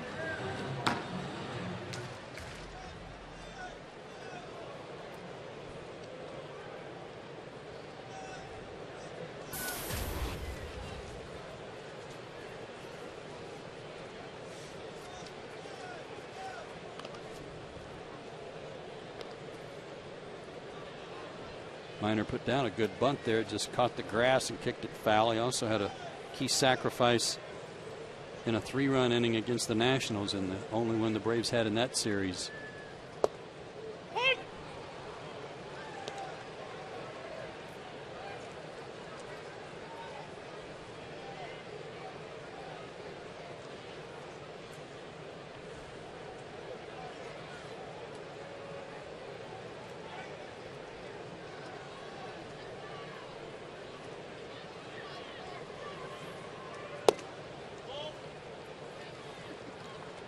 Well, Joe, you mentioned Garza having a little bit of trouble occasionally throwing the ball to the bases. And Mike Minor bunted that ball foul. You don't need to be that fine, especially in a situation like this. You don't have to worry about getting it down to Garza. Just get it out fair. Don't be too fine. Mike waved and missed. Can't get the bunt down. That's the 5th Garza strikeout.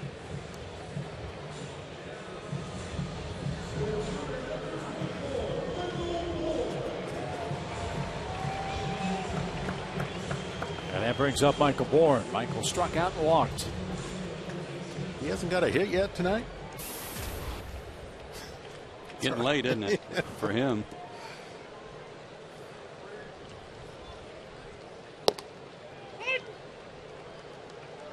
Bourne paces the club with 106 hits. Wow.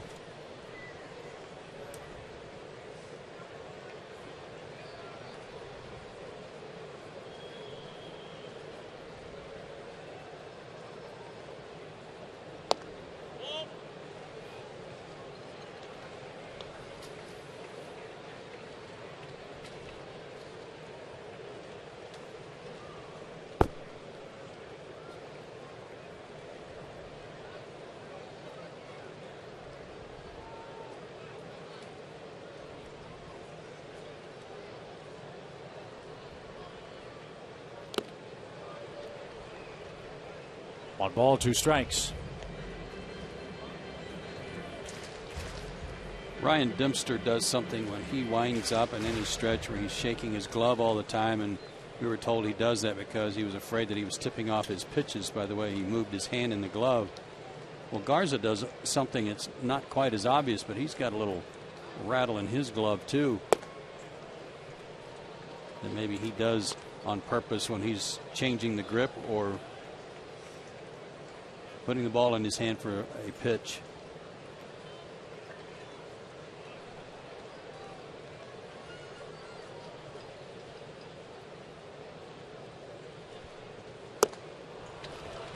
Michael's down on strikes, 6 of those for Garza in the game, and we move to the 5th.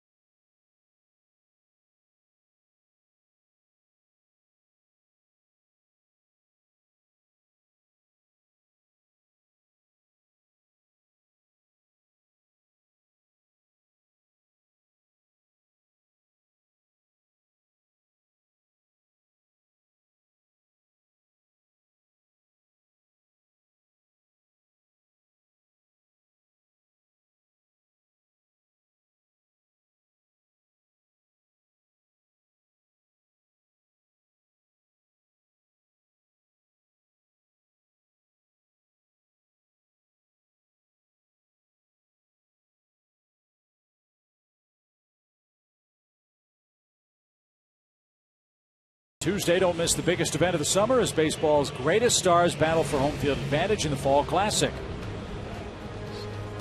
The road to the World Series begins with the 2012 MLB All-Star Game Tuesday at 7:30 Eastern, 4:30 Pacific on Fox. Dan Uggla is going to be the starting second baseman. Craig Kimbrell's going to the All-Star Game. Chipper Jones is going to the All-Star Game.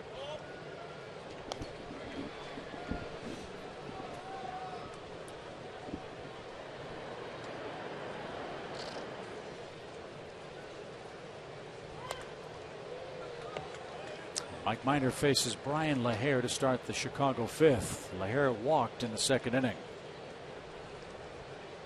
No unforced errors by Minor since that free pass. He's retired the last 8 in a row.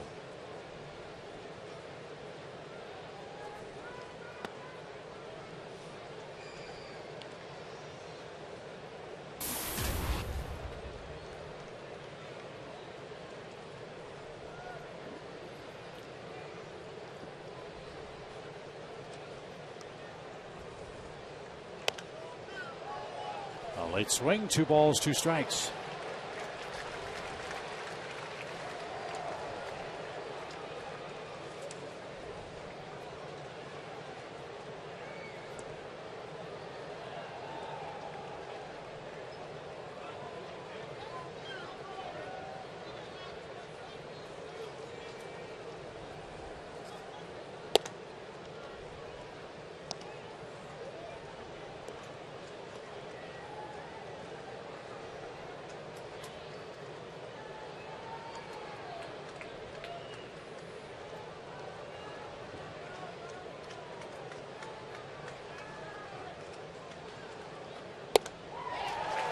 LaHair's down on strikes.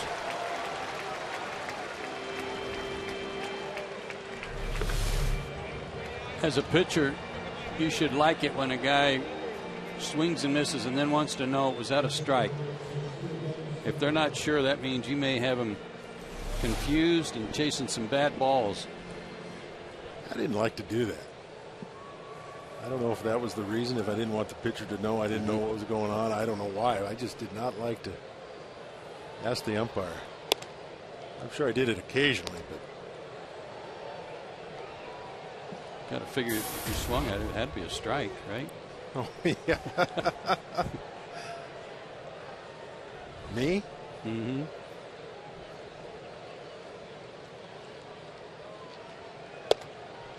Two balls, no strikes to catcher Giovanni Soto.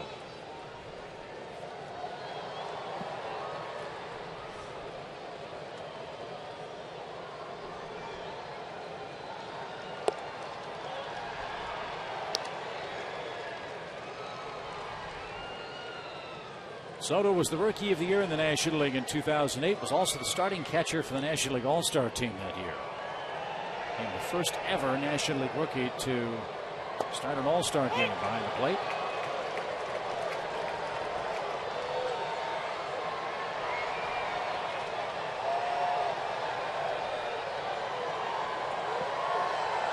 But shoulder problems have really wreaked havoc on Soto's career the last couple of seasons. And this ball is hammered deep left. No trouble with that one as Minor's first hit leaves the ballpark. First hit allowed, that is, and Soto's 6th blast makes it a 5-1 Braves lead.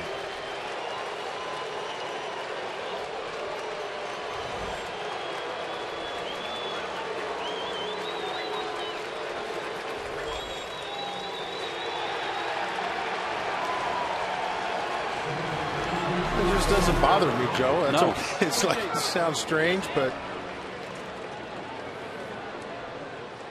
He had that time perfectly, but I'm with you. Better Yeah. than a walk. that's right.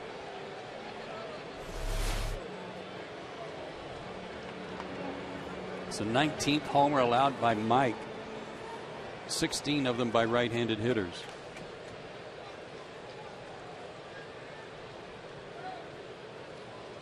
The Cubs on the board with their first run. Here's Darwin Barney. He looks at a strike. And I guess maybe a better way of saying it is for Mike Minor, don't let it bother you. I mean, it's never good to give up a home run, obviously, but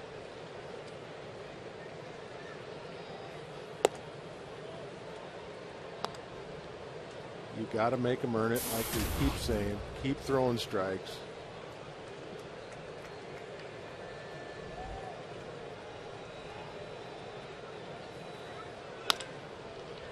Left side, Simmons.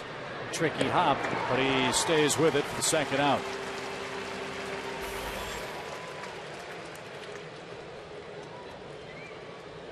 Valbuena's the hitter. He struck out swinging in his first at bat tonight.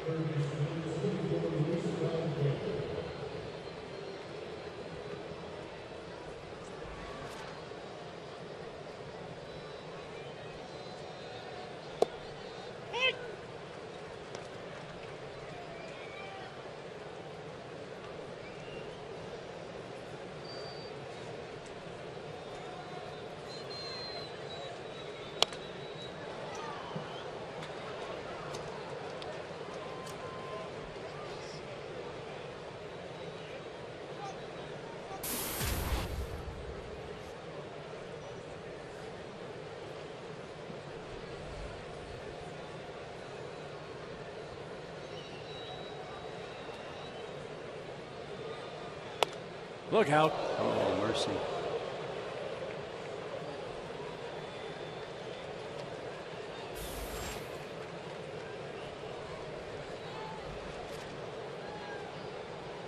Puckett missed everybody.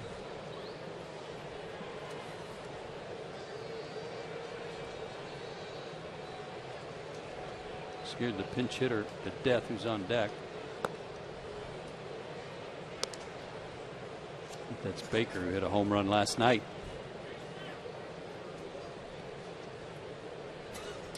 That's who it is.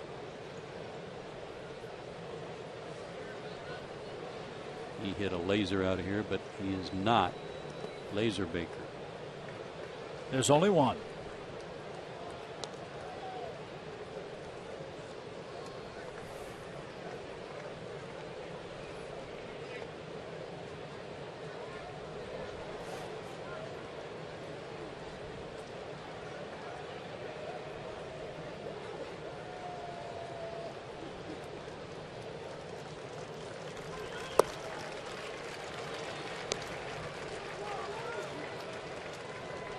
Three balls, two strikes.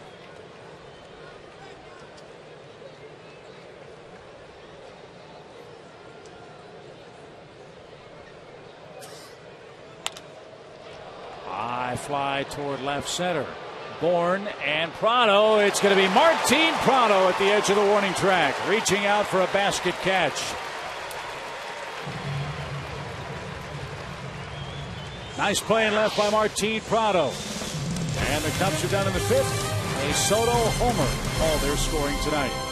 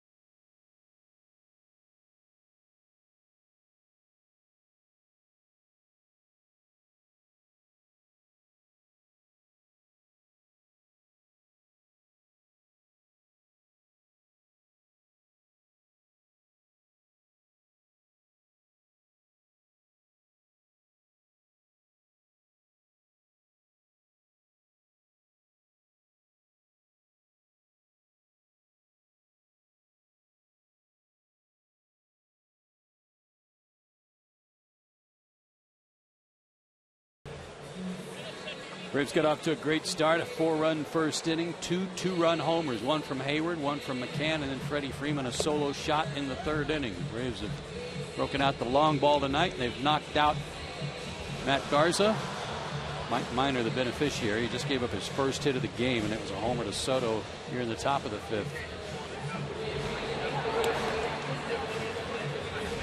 So 3 homers allowed by Matt Garza. We take a look at Scott Maine. Here's his 12th game of the season. Maine's going to bat in the 7th spot for Chicago. He'll bat in the slot originally occupied by Darwin Barney. Barney's out of the game. Jeff Baker comes into play, second base. He'll hit 9th, which is the first spot due when we get to the top of the 6th this evening. It's Maine's 3rd stint with the team.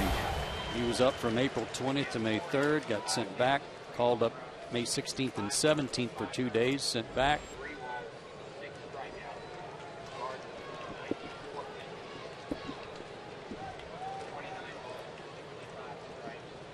And he'll face the 2, 3, and 4 hitters for the Braves in the 5th.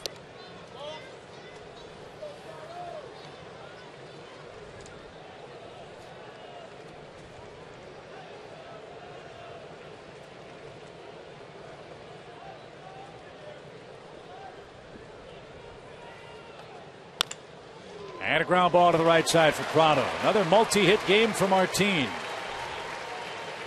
His 32nd of the season. See, not only is he a good hitter, he's a smart hitter. He just saw Baker come in the game. He knows he's not loose, so he says, I'm just going to kind of bounce one to the right side. I know he won't be able to get to it. That's a smart baseball player. Yes, it is.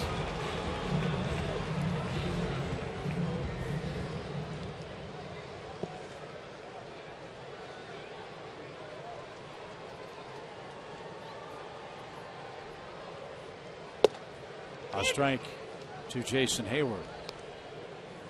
He's homered and struck out. Joe mentioned the great start for the Atlanta offense tonight. 4 first-inning runs, the most runs the Braves have scored in any first inning this year. And now a line drive over Baker. Martin around second. Ball dropped by LaHare. Heading towards second is Jason. He'll make it with a slide.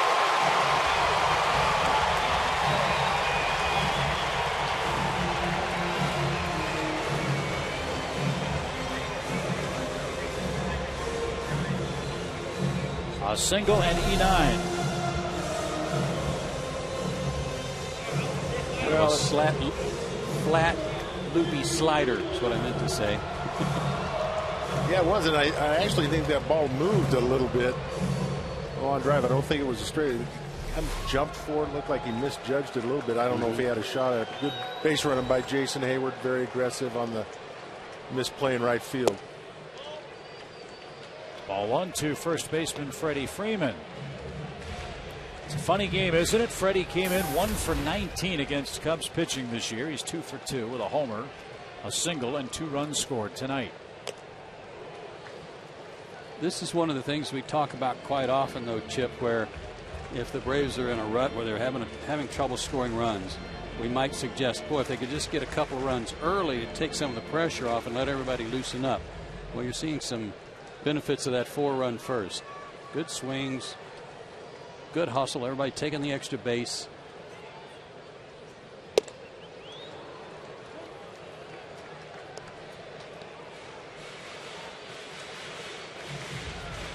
You know, look where they're playing Freddie too. I know we've talked a lot about him being Castro playing him up the middle and how much he stopped. There's one guy on the left side of the field. Freddie down on strikes, 1 out in the Atlanta 5th.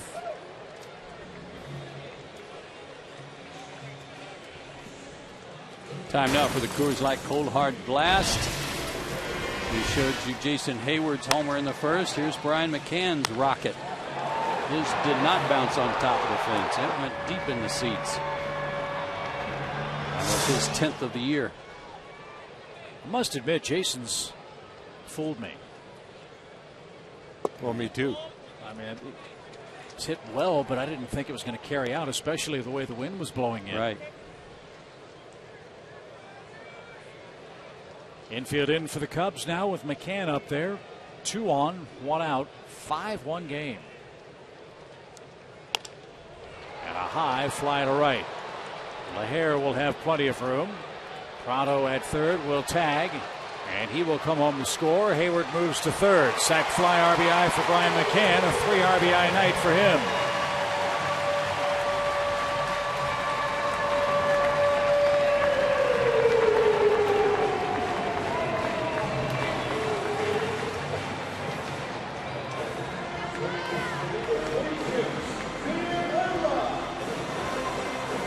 Good situational hitting set up by the good hustle by Prado and Hayward.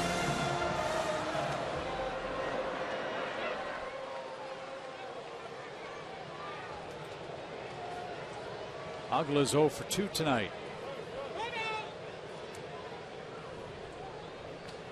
And here's another situation. I mean, I don't like power hitters always giving themselves up, but there's, you know, a ground ball almost anywhere to that right side is a hit and RBI. It may be sometimes hard for Dan Uggla to think that way. He's in one of those ruts where it seems like, fellas, every time he's up there, it's 0-1, 0-2, like that. And maybe that would be even another reason for him to try to just hit a ground ball to second base. Anything to that right side is a hit.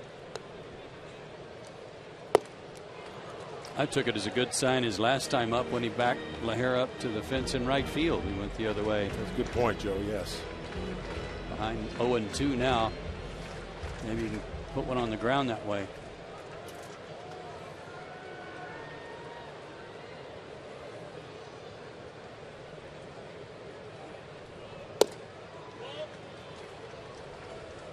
They do that to him a lot, lefties.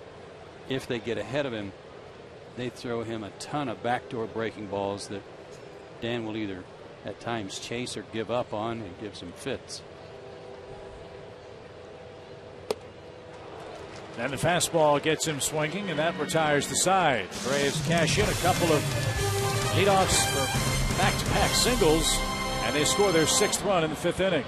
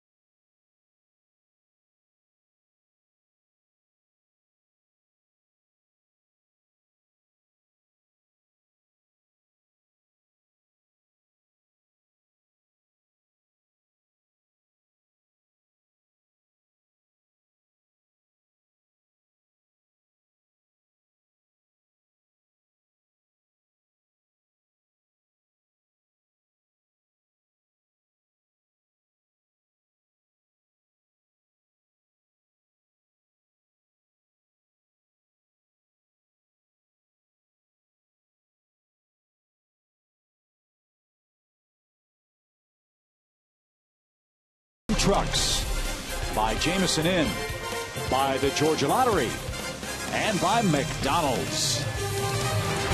Mike Minor has never lost to the Chicago Cubs, and he's winning again tonight. 6-1 is the score, with Baker, DeJesus, and Castro coming up.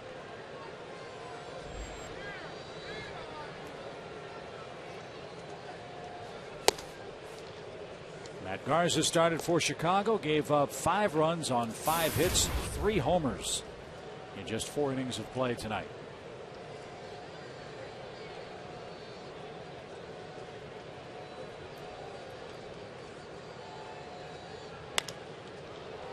Fly ball right. Jason's got that one tracked down. Baker's retired, 1 down. Right after the All-Star break, the Mets are coming to Turner Field Friday, July 13th to play the Braves. Cheer on Michael Bourne as they look to take down David Wright and the New York Mets. Call 800-745-3000 or visit Braves.com/tickets for tickets today. Mets have to be one of the big surprises in the National League in the first half. I think anybody figured they'd be in second place at or near the break. Got to figure, too, that even if R.A. Dickey starts the All-Star game, which he should on Tuesday night, that he would be available to start one of those games after the break here in Atlanta.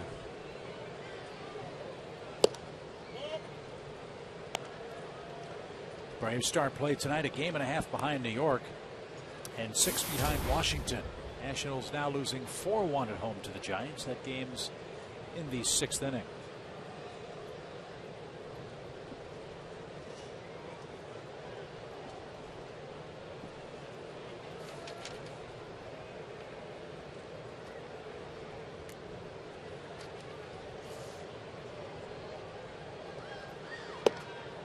The Braves are playing the Phillies.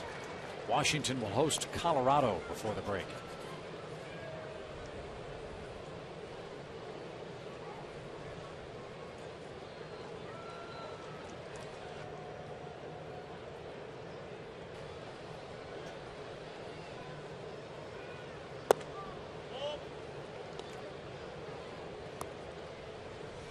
As bad as the start was for the Cubs,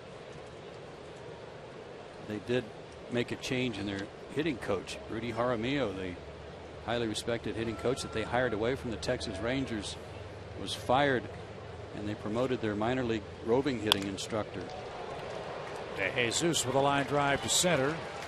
That's the second Cubs hit of the game, and the first for De Jesus tonight. James Rowson is their new hitting coach, and I don't know what influence he might have had before he was promoted on Anthony Rizzo and the changes they've made in his stance and the way he holds his hands at the plate. But if Rowson or the hitting coach at AAA, Dave Keller, had anything to do with it, they're to be commended, because he's a different guy than he was last year with San Diego.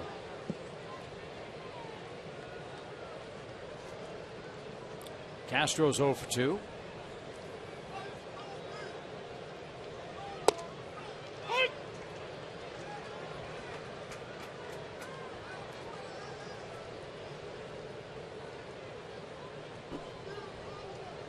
Well, if Rizzo keeps up his production, you've got to throw him in the Rookie of the Year discussion for the National League. He's only been up a week, but certainly Andrelton Simmons is going to be involved in that. Bryce Harper is going to be involved in that among position players.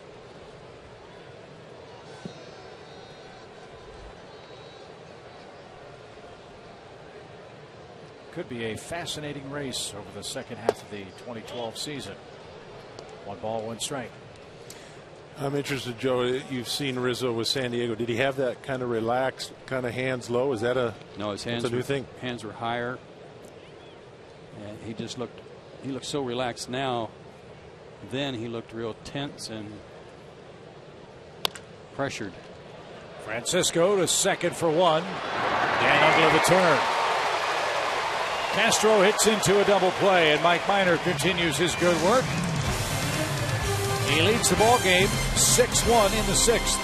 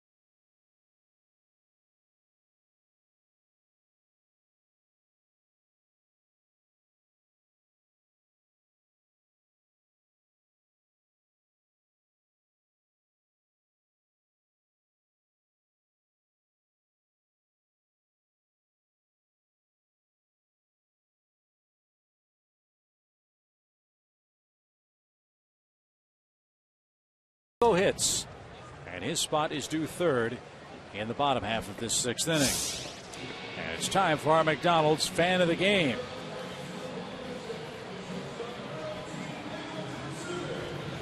Getting down tonight.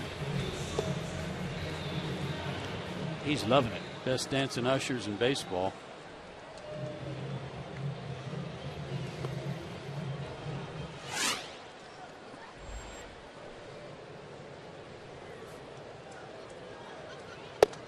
A strike to Andrelton Simmons. The Brave shortstop has walked and has popped out.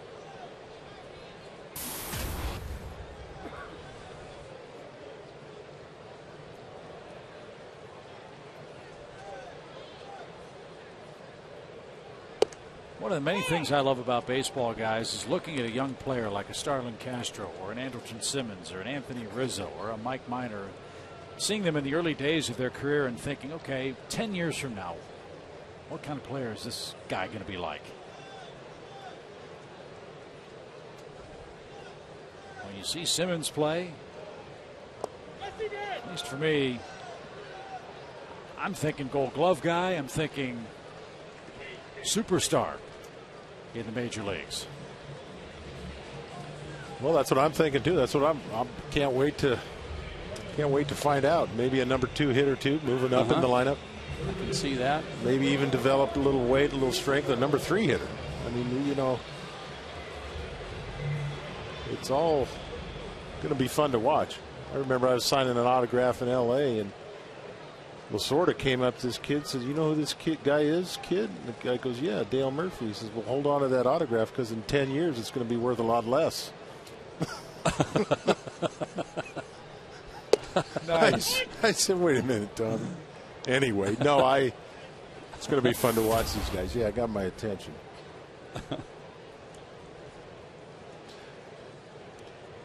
Francisco had a 16 pitch at bat in the first inning.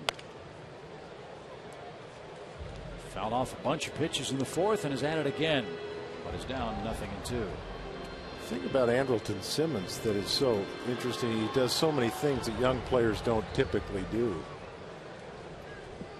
So expectations get pretty high, but it's hard not to have those expectations go pretty high when he does these things. He did something that got my attention on the strikeout. Gets away from the catcher. He takes off for first. He's running inside the foul line, maybe on the grass. And when he gets to the running lane, he jumps over into foul territory because he knows if the throw hits him, he's going to be out anyway.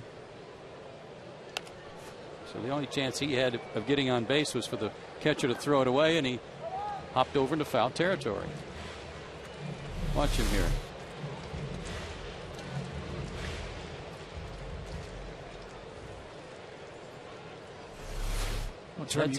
You guys have used the term instinctive. Yeah. A lot with regards to Andrelton Simmons' play. Sharply hit to short, but Castro dresses it up. And Francisco's out number 2. Folks, playing tonight out at Turner Field with the new Braves Buddy Pack. Get as many as 12 tickets to a game, and every ticket comes preloaded with a $15 credit for food and drinks. Visit Braves.com/buddy today and get your Buddy Pack tickets.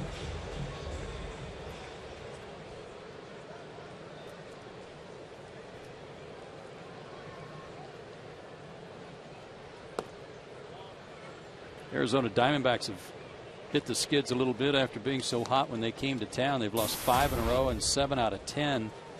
There's 6 games back in the National League West, where all of a sudden the Dodgers have hopped back into first place. But I read something today where Justin Upton was being booed by the locals, and he said, "I don't care." That'll go over well.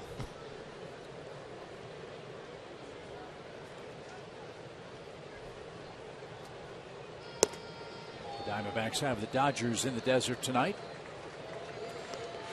Dodgers, another enigmatic club, I guess you could say. They had a big lead out west. Matt Kemp's been hurt. Their lead in the West now just a half a game over San Francisco.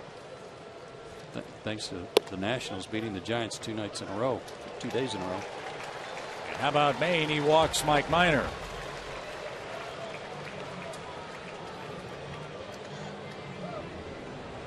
Michael Bourne will bat. Michael has struck out swinging twice and has walked once.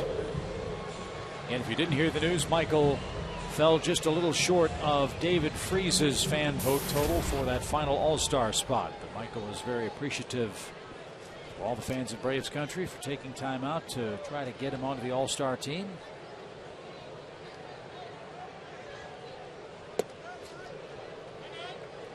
And he has had a great year. 193 hits is Michael's career high. That was set last year. 193? 193. He's at 106 right now.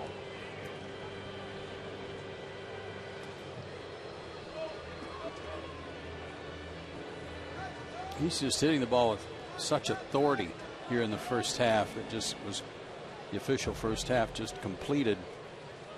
Not just his home runs, but just his singles, you know, or seem all be sharply hit.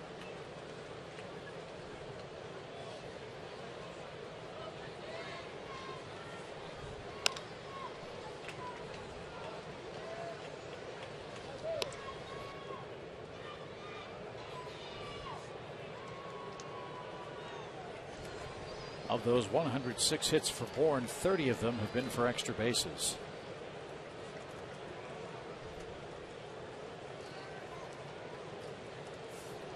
He's knocked in 32 runs. He's scored 57 times.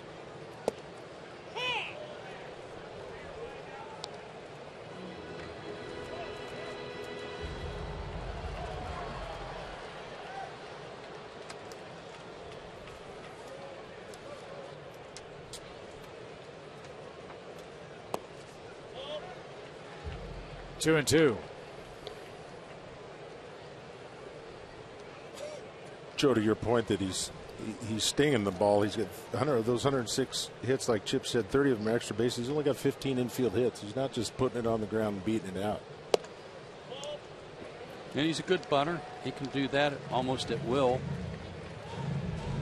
He just hasn't had to resort to that.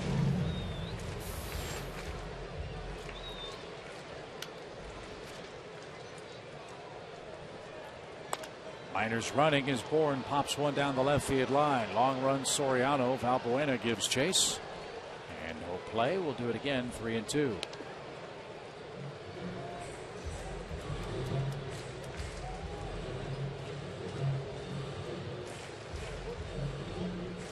Much more comfortable night now that the sun's down at Turner Field.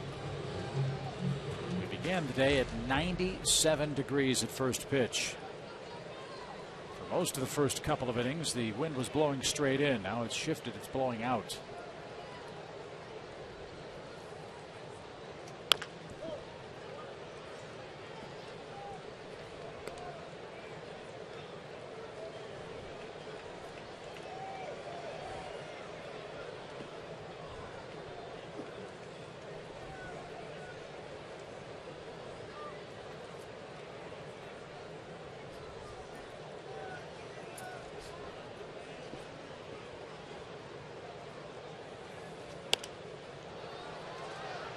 More foul balls from Michael Bourne. 3 balls, 2 strikes.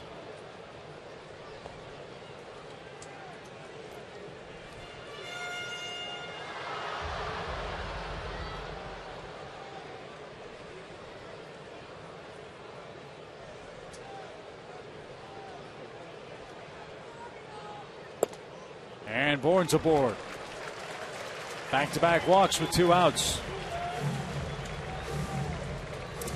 Another good at bat by Michael Bourne. You know, did it seem to you two guys, one of the themes of the team early in the year was that they were grinding out at bats, and it seems like we're getting back to that, of course, with Andrelton Simmons at bats and Juan Francisco's, but it seemed like that was one of the early indications that things were going pretty well. Maybe, I don't know, maybe got out of it a little bit. It seems like they're doing that the last little bit here. I think you're right, Dale. I think the more patient the hitters are in any given game, the better results they have.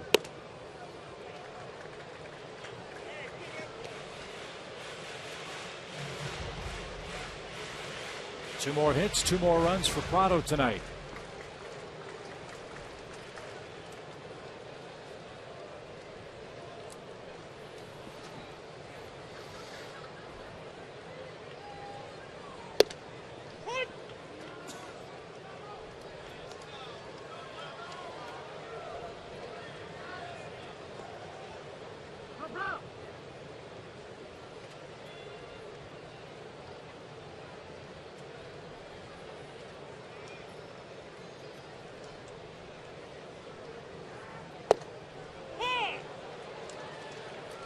A couple of pretty good pitches back to back there from Maine.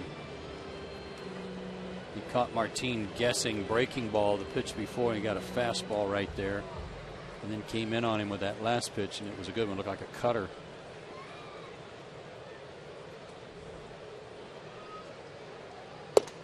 And that got the inside corner. Martin didn't like strike 2, and he certainly didn't like strike 3. 7th inning, 6-1 Braves in front.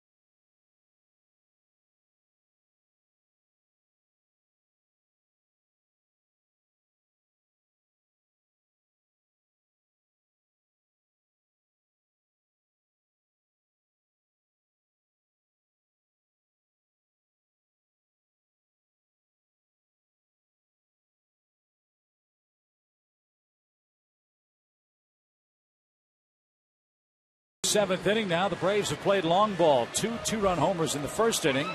Freddie Freeman with a solo shot in the third on Brian McCann's sac fly in the fifth. But that's only part of the story.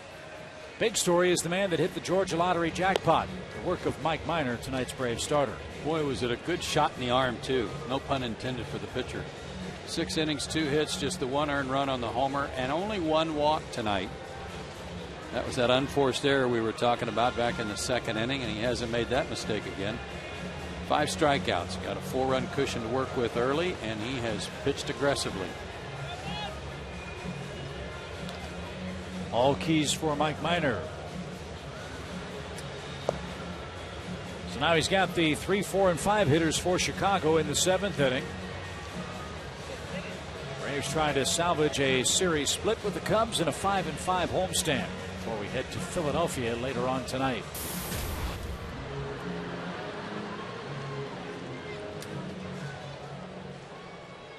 Here's Rizzo. The Cubs first baseman has a 5-game hitting streak on the line tonight. He's 0 for 2.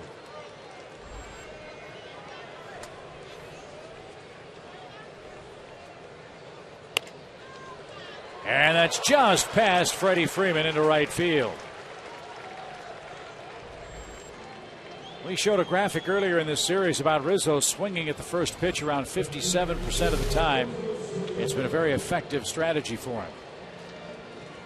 Pitch up and in a little bit, jammed him some. Freddie almost reached out and got it.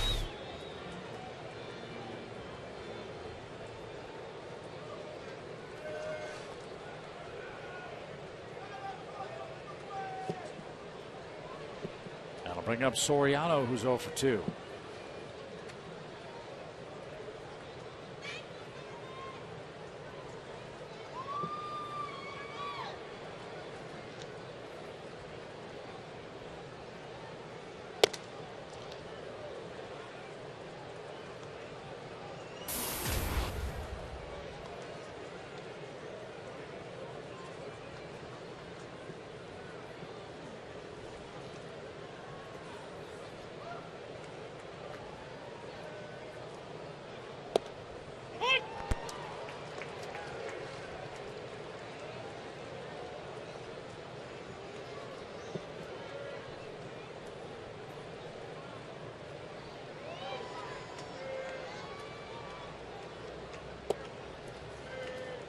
Up and away to Soriano. Same story for the Cubs tonight. This is their 82nd game. You ask the fans in Chicago, would you take 30 home runs and 92 RBIs from Soriano at the end of the season? That's what he'll have if he matches his first half totals for Chicago. As he hits a laser foul past the Cubs dugout. 2 balls, 2 strikes. If he plays in his normal amount of games, if he stays healthy, I wouldn't be surprised at all.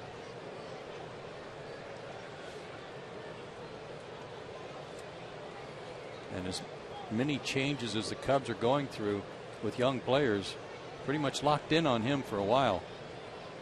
He's got another couple years on that 8-year contract he signed a few years back.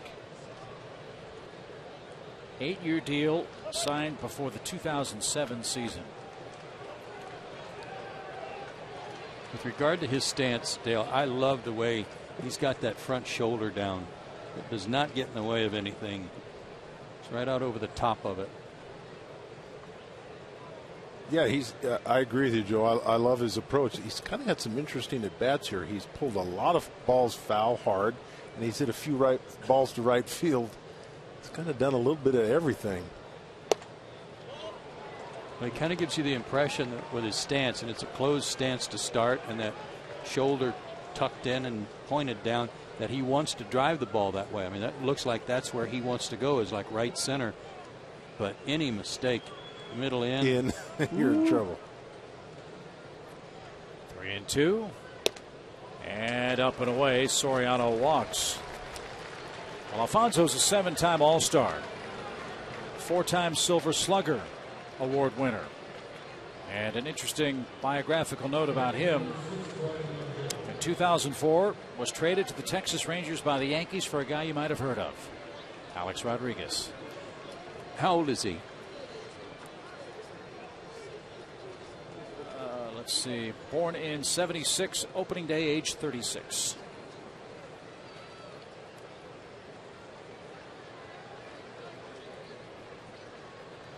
Second minor walk. And now trouble afoot for Brian LaHare.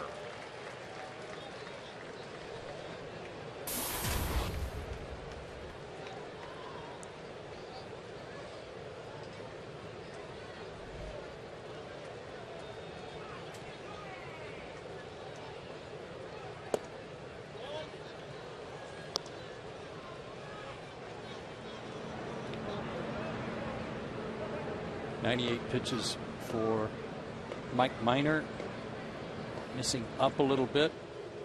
Might be running a little low on Petro.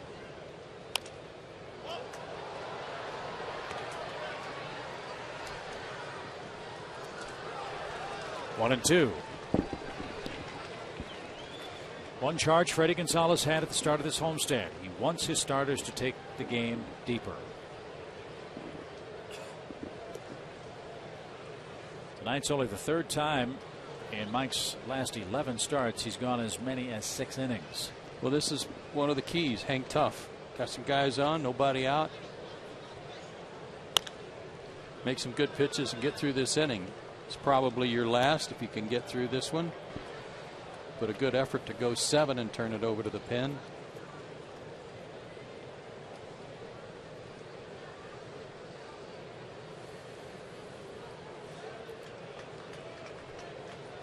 And a guy here like LaHare who left-handers have had a lot of success with. Don't be afraid to stay in the strike zone.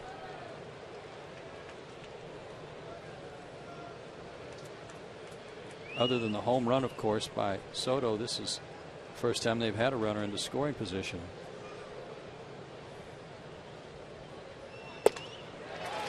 LaHare is down on strikes. His fastball's been an effective pitch.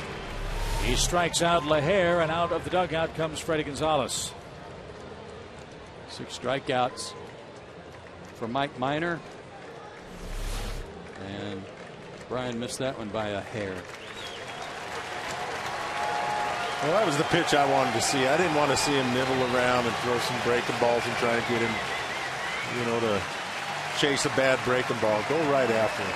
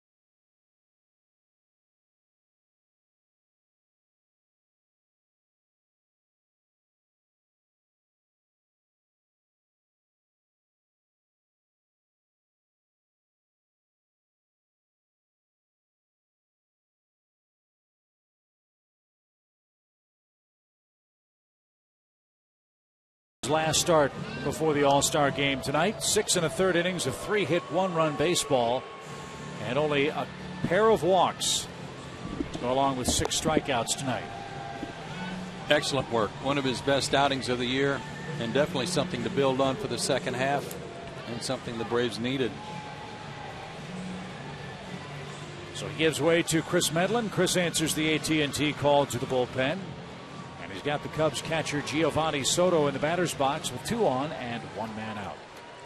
Chris is coming off arguably his best outing of the year against the Cubs 2 days ago. 3 innings of scoreless baseball, 0s across with 2 strikeouts, 9 up and 9 down.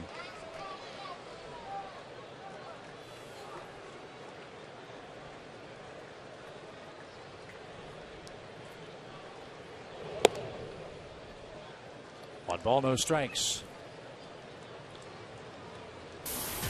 Soto showed off his power in the 5th inning. That solo homer, the only run allowed by Minor to this point. Runners at first and second belong to him as Medlin works.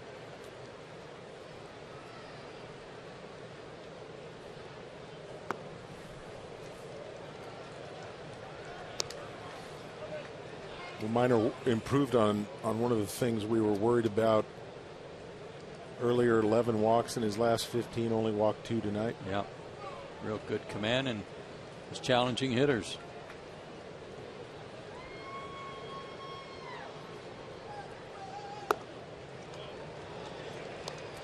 But Chris falls behind 3-0.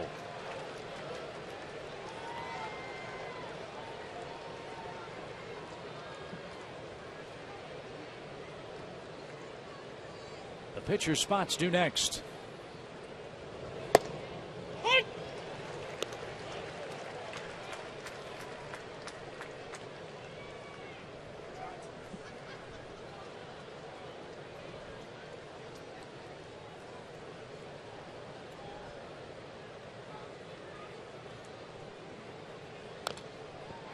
Good pitch, boring in on his hands. Full count.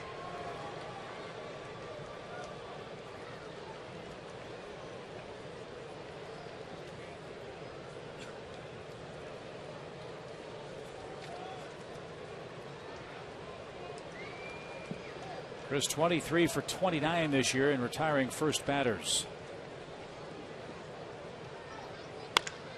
And surrenders a line drive to center, but Bourne catches that. Rizzo's tagging, and he's going to be safe at second. He took about 6 steps toward third and then scrambled back and just did beat the play at second on a flip from Andrelton Simmons. This ball looked like it might have been knuckling a little bit on Michael Bourne too, but he stayed with it. Made a good throw to the cutoff man.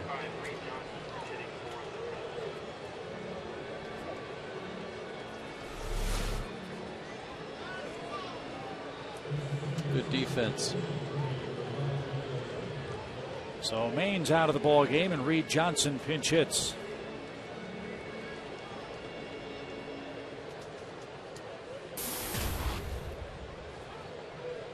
Wonder if this guy might find a new home at the deadline. Right-handed bat off the bench. Play all 3 outfield spots.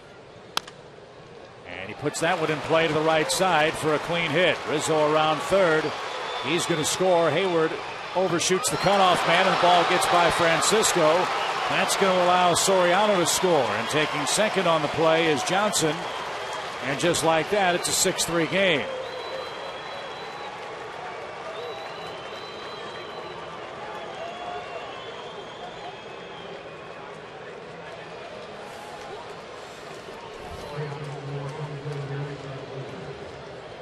Sometimes you just got to take your medicine on a base hit. And Jason's had a lot of luck throwing out guys lately. Threw out a couple in this homestand. But this one, he airmails the relay man, the cutoff man, and wide of the mark. Mental mistake there. Yeah, just go ahead and accept the one-run scoring. Yeah, no shot at getting him. So those runs go on Mike Minor's ledger, and that's a shame. He pitched a whole lot better than 3 runs. And it must have been tailing a little bit, because Francisco looked like he got a late jump on getting. You can kind of tell it's going to go somewhere. To short. Simmons got a good hop. High throw. And Freeman holds the bag. Braves a little shaky on defense in the 7th inning. That leads to 2 Cubs runs. But the Braves still lead. It's a 6-3 score now.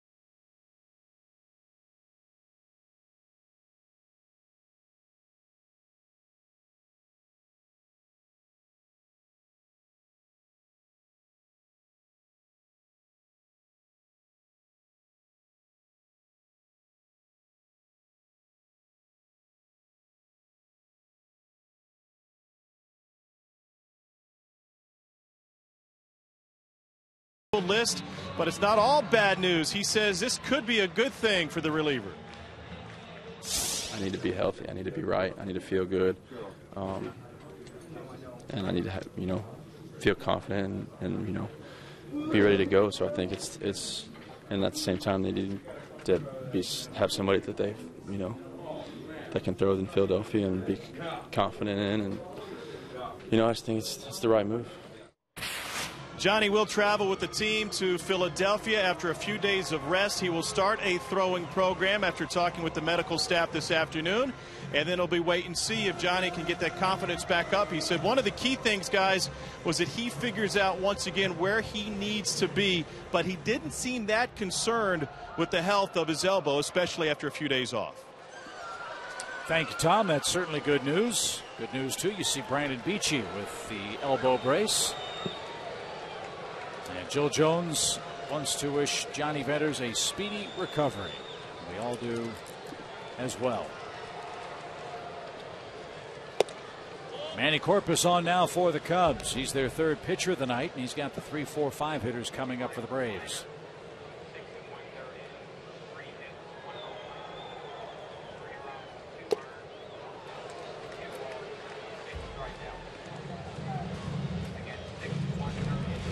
A 2-hit game for Hayward tonight, including a 2-run homer in the 1st.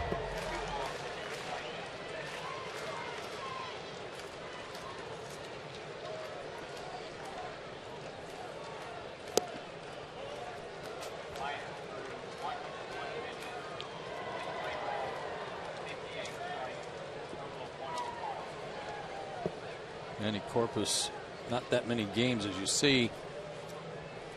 Just recalled.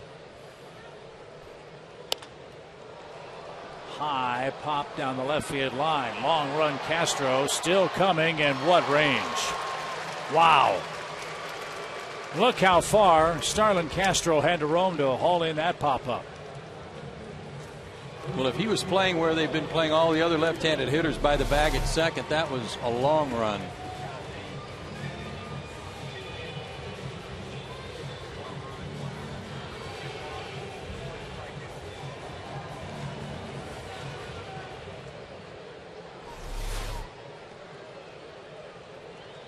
One out in the 7th for Freddie Freeman.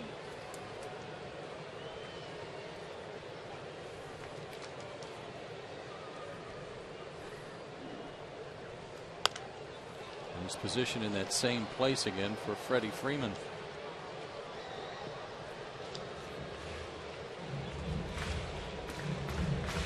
Manny Corpus worked 2/3 of an inning here in game 1. Gave up a hit and a walk, but no runs.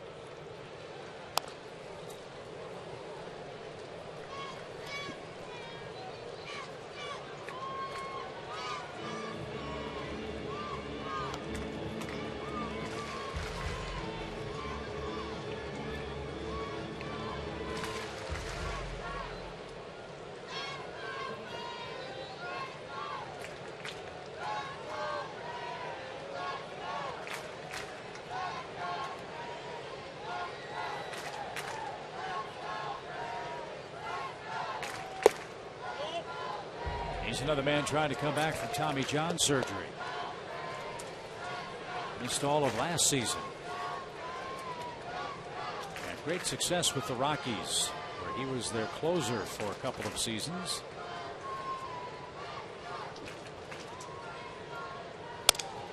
And he gets a broken bat grounder to second. Baker will handle cleanly. And Freddie Freeman is out number 2. Hope you'll join us right after the All-Star break for the New York Mets on Friday the 13th. And when you come to Turner Field, you can save up to 40% with the Chevron Family Value Plan. Packages start at $69. You get 4 tickets, 4 hot dogs, 4 sodas, a parking pass, game program, and a $10 Chevron gift card. Visit Braves.com/tickets or call 800-745-3000.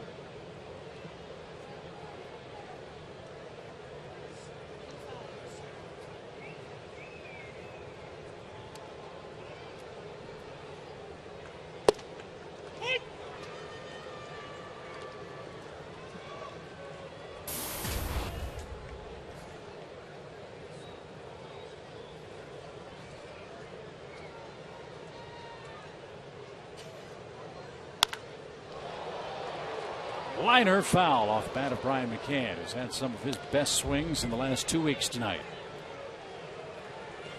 Shift on for him. 3 guys on the right side, only 1 on the left. 0-2 count.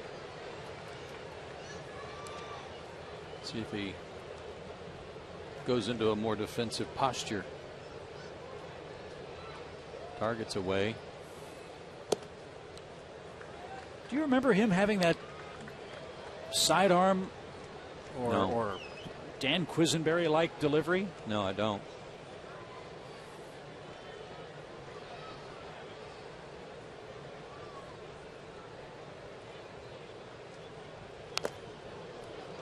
That's fouled off the catcher, and McCann's still alive. 1 ball, 2 strikes. Is that a cutter or just a traditional slider or something? Something's moving in there pretty good. Well, he used to be over the top Corpus. Now he's kind of habeas.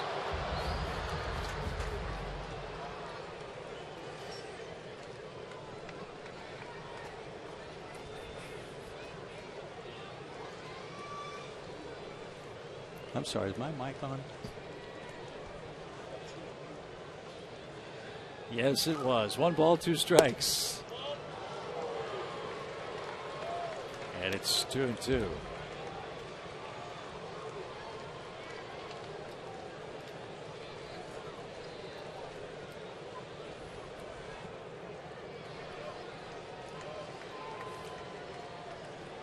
Got a sister named Christy.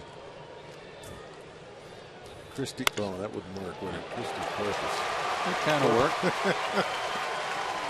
That works too for McCann. Yeah, another good swing. 2-hit game. And that'll bring up Dan Uggla. It's our AT&T Universe trivia question. Dan Uggla holds the baseball record for quickest second baseman to 100 homers. He did it in 509 games. Whose record did he break? I'm going to stick with my first instinct, and that was Joe Morgan. And I got to go with Ryan Sandberg. I will go with Rogers Hornsby. Raja. Forgot he played second base, didn't we? Right in front of us. But still a very respectable 8-2 homestand on the trivia.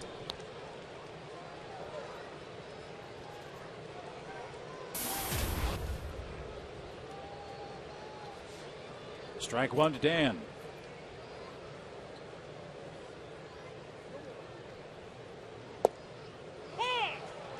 Here he is again. 0-2. On this homestand, Uggla's 2 for 29 with 14 strikeouts. He's ready for the road. Yes. And that'll retire the side. We go to the 8th inning. Braves with a 6-3 lead in the final game of the year against the Cubs.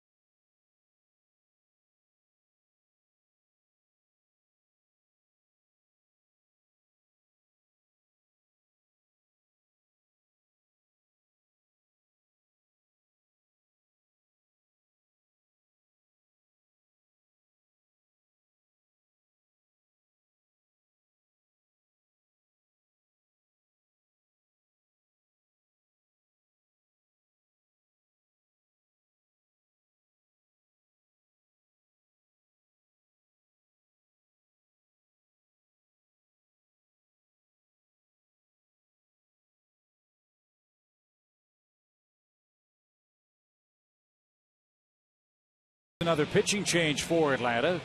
Mike Minor started, pitched beautifully. Chris Medlin followed in relief. Now it's Eric O'Flaherty's turn to answer the AT&T call to the bullpen. 33rd game for Eric. 3.18 ERA, which is pretty impressive when you consider he got off to a little bit of a rough start this year compared to last. First appearance in this series against the Cubs. 4th game of this homestand. Has not given up a run in any of those previous 3 games. In fact, only 1 hit allowed in the previous 3 on this homestand. And he'll have Baker, DeJesus, and Castro for the Cubs.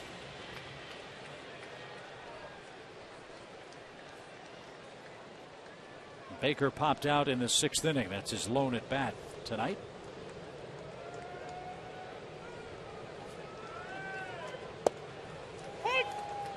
After this ball game, we'll race the Cubs up the East Coast. Chicago will open up a series with the Mets next. We play the Phillies at Citizens Bank Park. Our first visit to Philadelphia. It's hard to believe, isn't it? It is.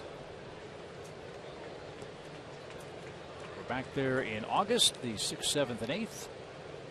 And September 21st, 22nd, and 23rd.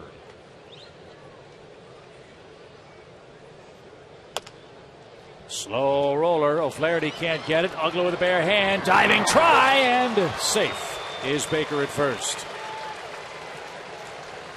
Great effort, but an infield hit. Just out of the reach of O'Flaherty. Great effort by Uggla, but keep your eye on the shortstop. Andrelton Simmons comes in here, backs up Uggla, and then if the ball had gotten by Freddie Freeman, guess who was going to go get it? The shortstop. Great try by Dan.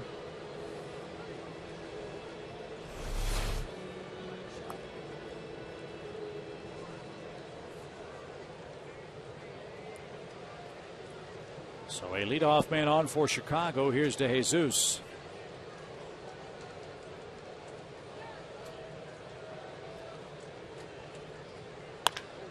Yanked foul, strike 1. Now watch this. Watch Andrelton at the top of your screen on the left, racing over and in between.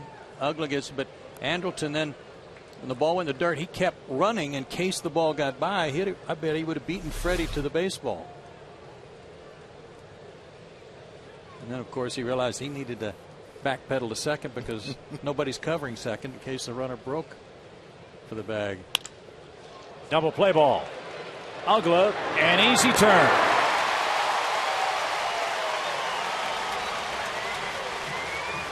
And that kid's a magnet, isn't he? Two outs. Yes, he is, Chip.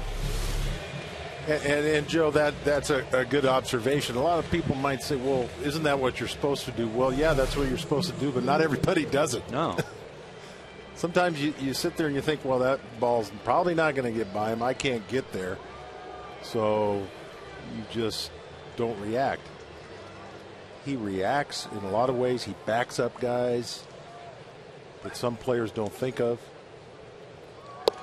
The cool thing about what he's been doing and the attention he's getting, I think, from a lot of veteran people like Jamie Quirk, like from Mark Grace when they were in town, is that he does it with such basic, fundamental greatness. Just like that double play ball. He made sure he made a nice flip over to Dan for a good feed. He wasn't trying to do anything special with it or put any mustard on it. He doesn't do anything to hot dog, even though he's got the ability to do that. He doesn't need to do it. And it's real refreshing to see somebody with that kind of ability play it the right way. Well, we've seen him make some great plays. In 162 games playing at shortstop, you want to make the routine play every single time, and he does. 2 balls and a strike to Starlin Castro. And bounced foul past third. Pat Listash is the Cubs' third base coach. And now the count 2-2.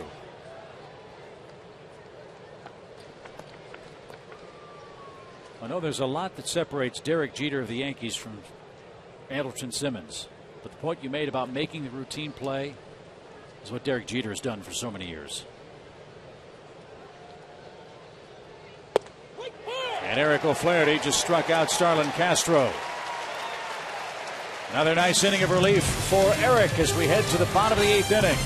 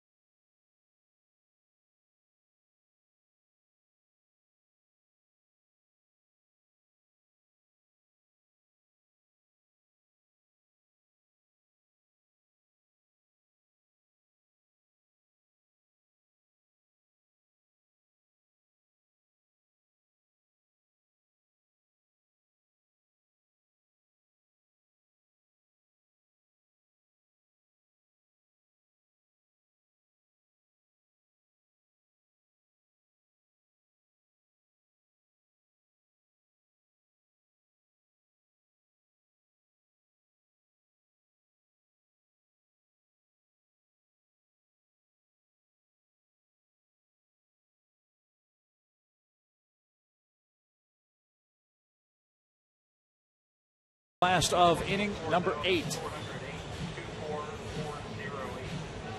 And 24,408 the announced attendance tonight as Andrelton Simmons gets things started for the Braves.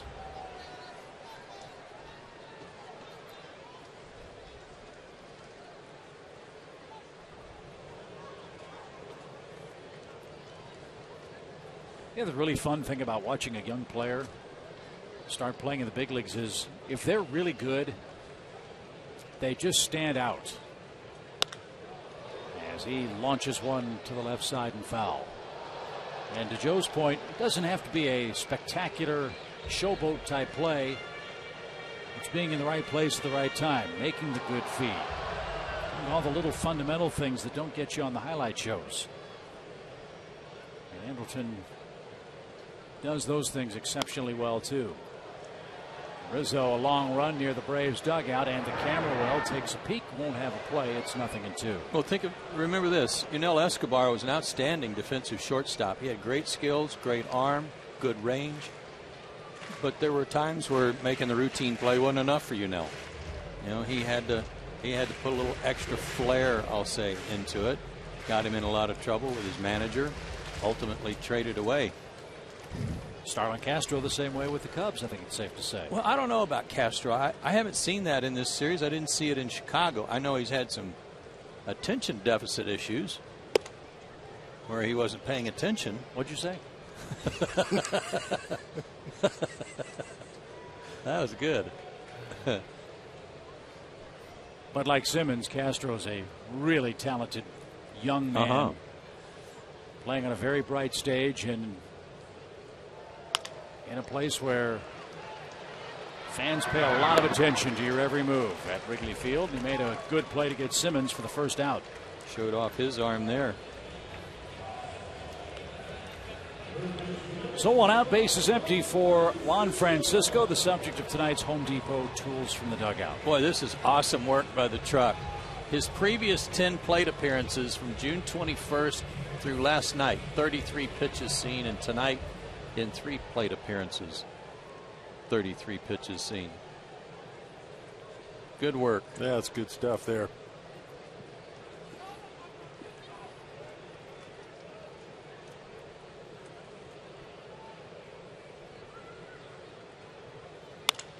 And he launches one deep right center field, and that's a long goner.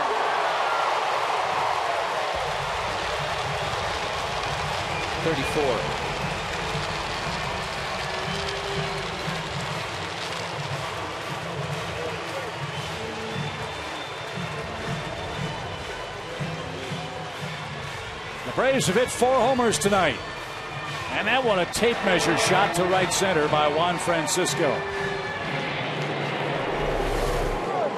Not only is it a tape measure shot, but it just didn't seem like it got very far off the ground. No, but he got it out in front. Breaking ball that came to him. There's a little line there for him, right around knee high. It's look out. If it's below that, he still wants to go get it, and sometimes comes up empty. Now Hinsky grounds to first. Well, that was a laser. I really liked. I know BP is not always an indication, but it really looked like he was working on staying back, driving the ball the other way. Doesn't mean you're always going to do it, but what it does is it gets you in good hitting position for the off-speed stuff like that. That is 5 homers and 17 RBIs in 25 starts. Bouncy ball by Bourne. Baker to his left. Loads up and gets his man by a step. And that sends this game to the 9th inning. Juan Francisco hit one a country mile. And that extends Atlanta's lead to 7-3.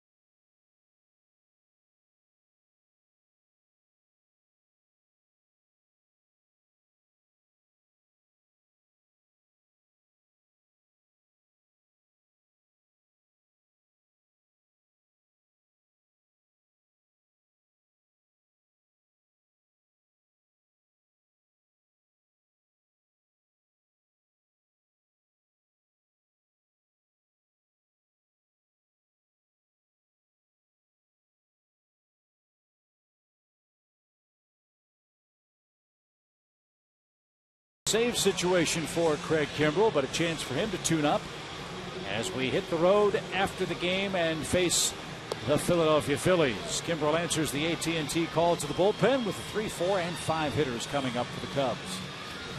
Not a save situation for him, but he hasn't worked in the month of July. He has the whole month he's had off, so he needed some work, get him ready for the Phillies series, and he'll be looking to nail this down quickly.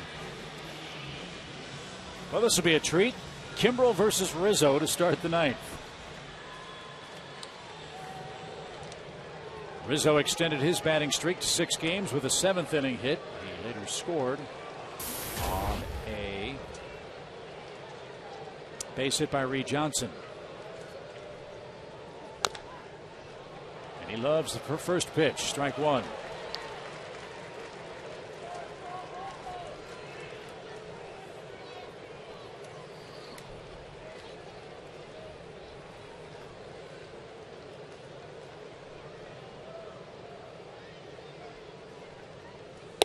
Kimbrell's numbers just remarkable this year. 50 strikeouts in 30 innings and an opponent's batting average of 126.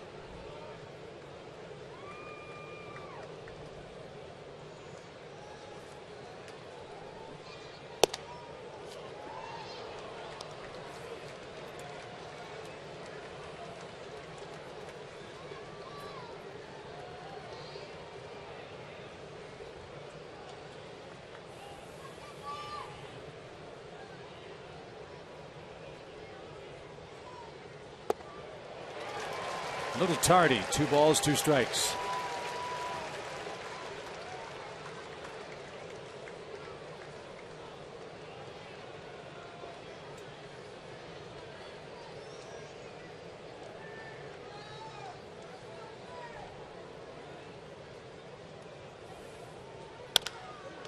Back to the mound.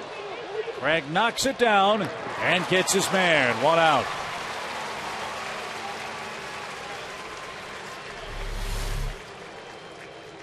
Didn't panic. Check the runner. Nice presence of mind there just to get it and throw him out. Coming up after our game, it's Braves Live presented by AT&T. We'll hear from Freddie Gonzalez. We'll hear from the Braves. And we'll have all of tonight's highlights. 2 more outs to get for a 5-5 homestand. And then we'll wait and see what the Nationals do tonight. They are losing in the 9th inning. Braves hope to pick up a game before they hit the road tomorrow.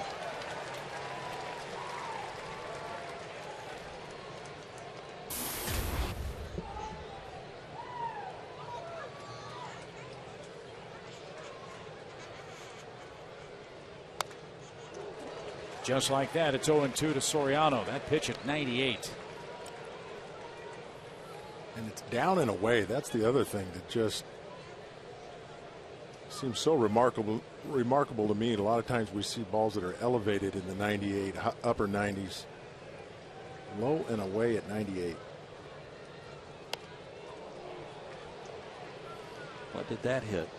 Well, I was trying to figure the same thing out. I was watching the monitor. I thought it hit him, but it almost hit the knob. Yeah. I thought I got stuck on all that pine tar. Could have. Sure sounded funny. And then the slider erases Soriano. Yikes. That's almost unfair. 2 outs. Yeah, that is unfair. I mean, 98 low and away, 98 on your hands, and then that. And Chip, before we get out of here, we found out something interesting about the cost of Major League Baseball. I got all over you for you saying they were $7. And sure enough, what did we find out? They're $7. Okay. Wholesale. But I got a couple of boxes of $15 balls if you want to buy some, Dale. That's what. And I've been buying those. I stand corrected. No balls in the strike.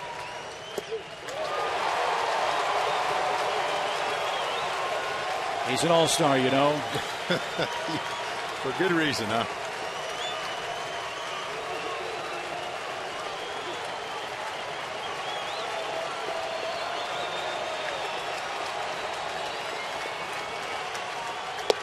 ball game. Kimbrell blows away LaHare and ends this game for Atlanta. 7-3 the final score. The Braves hit 4 home runs in this ball game, scored 4 in the first inning, and that was more than enough for Mike Minor, who's back in the win column for the Atlanta Braves tonight. Nice crowd at Turner Field sees Kimbrell finish off the Cubs. 7-3 your final, and more comes your way after this.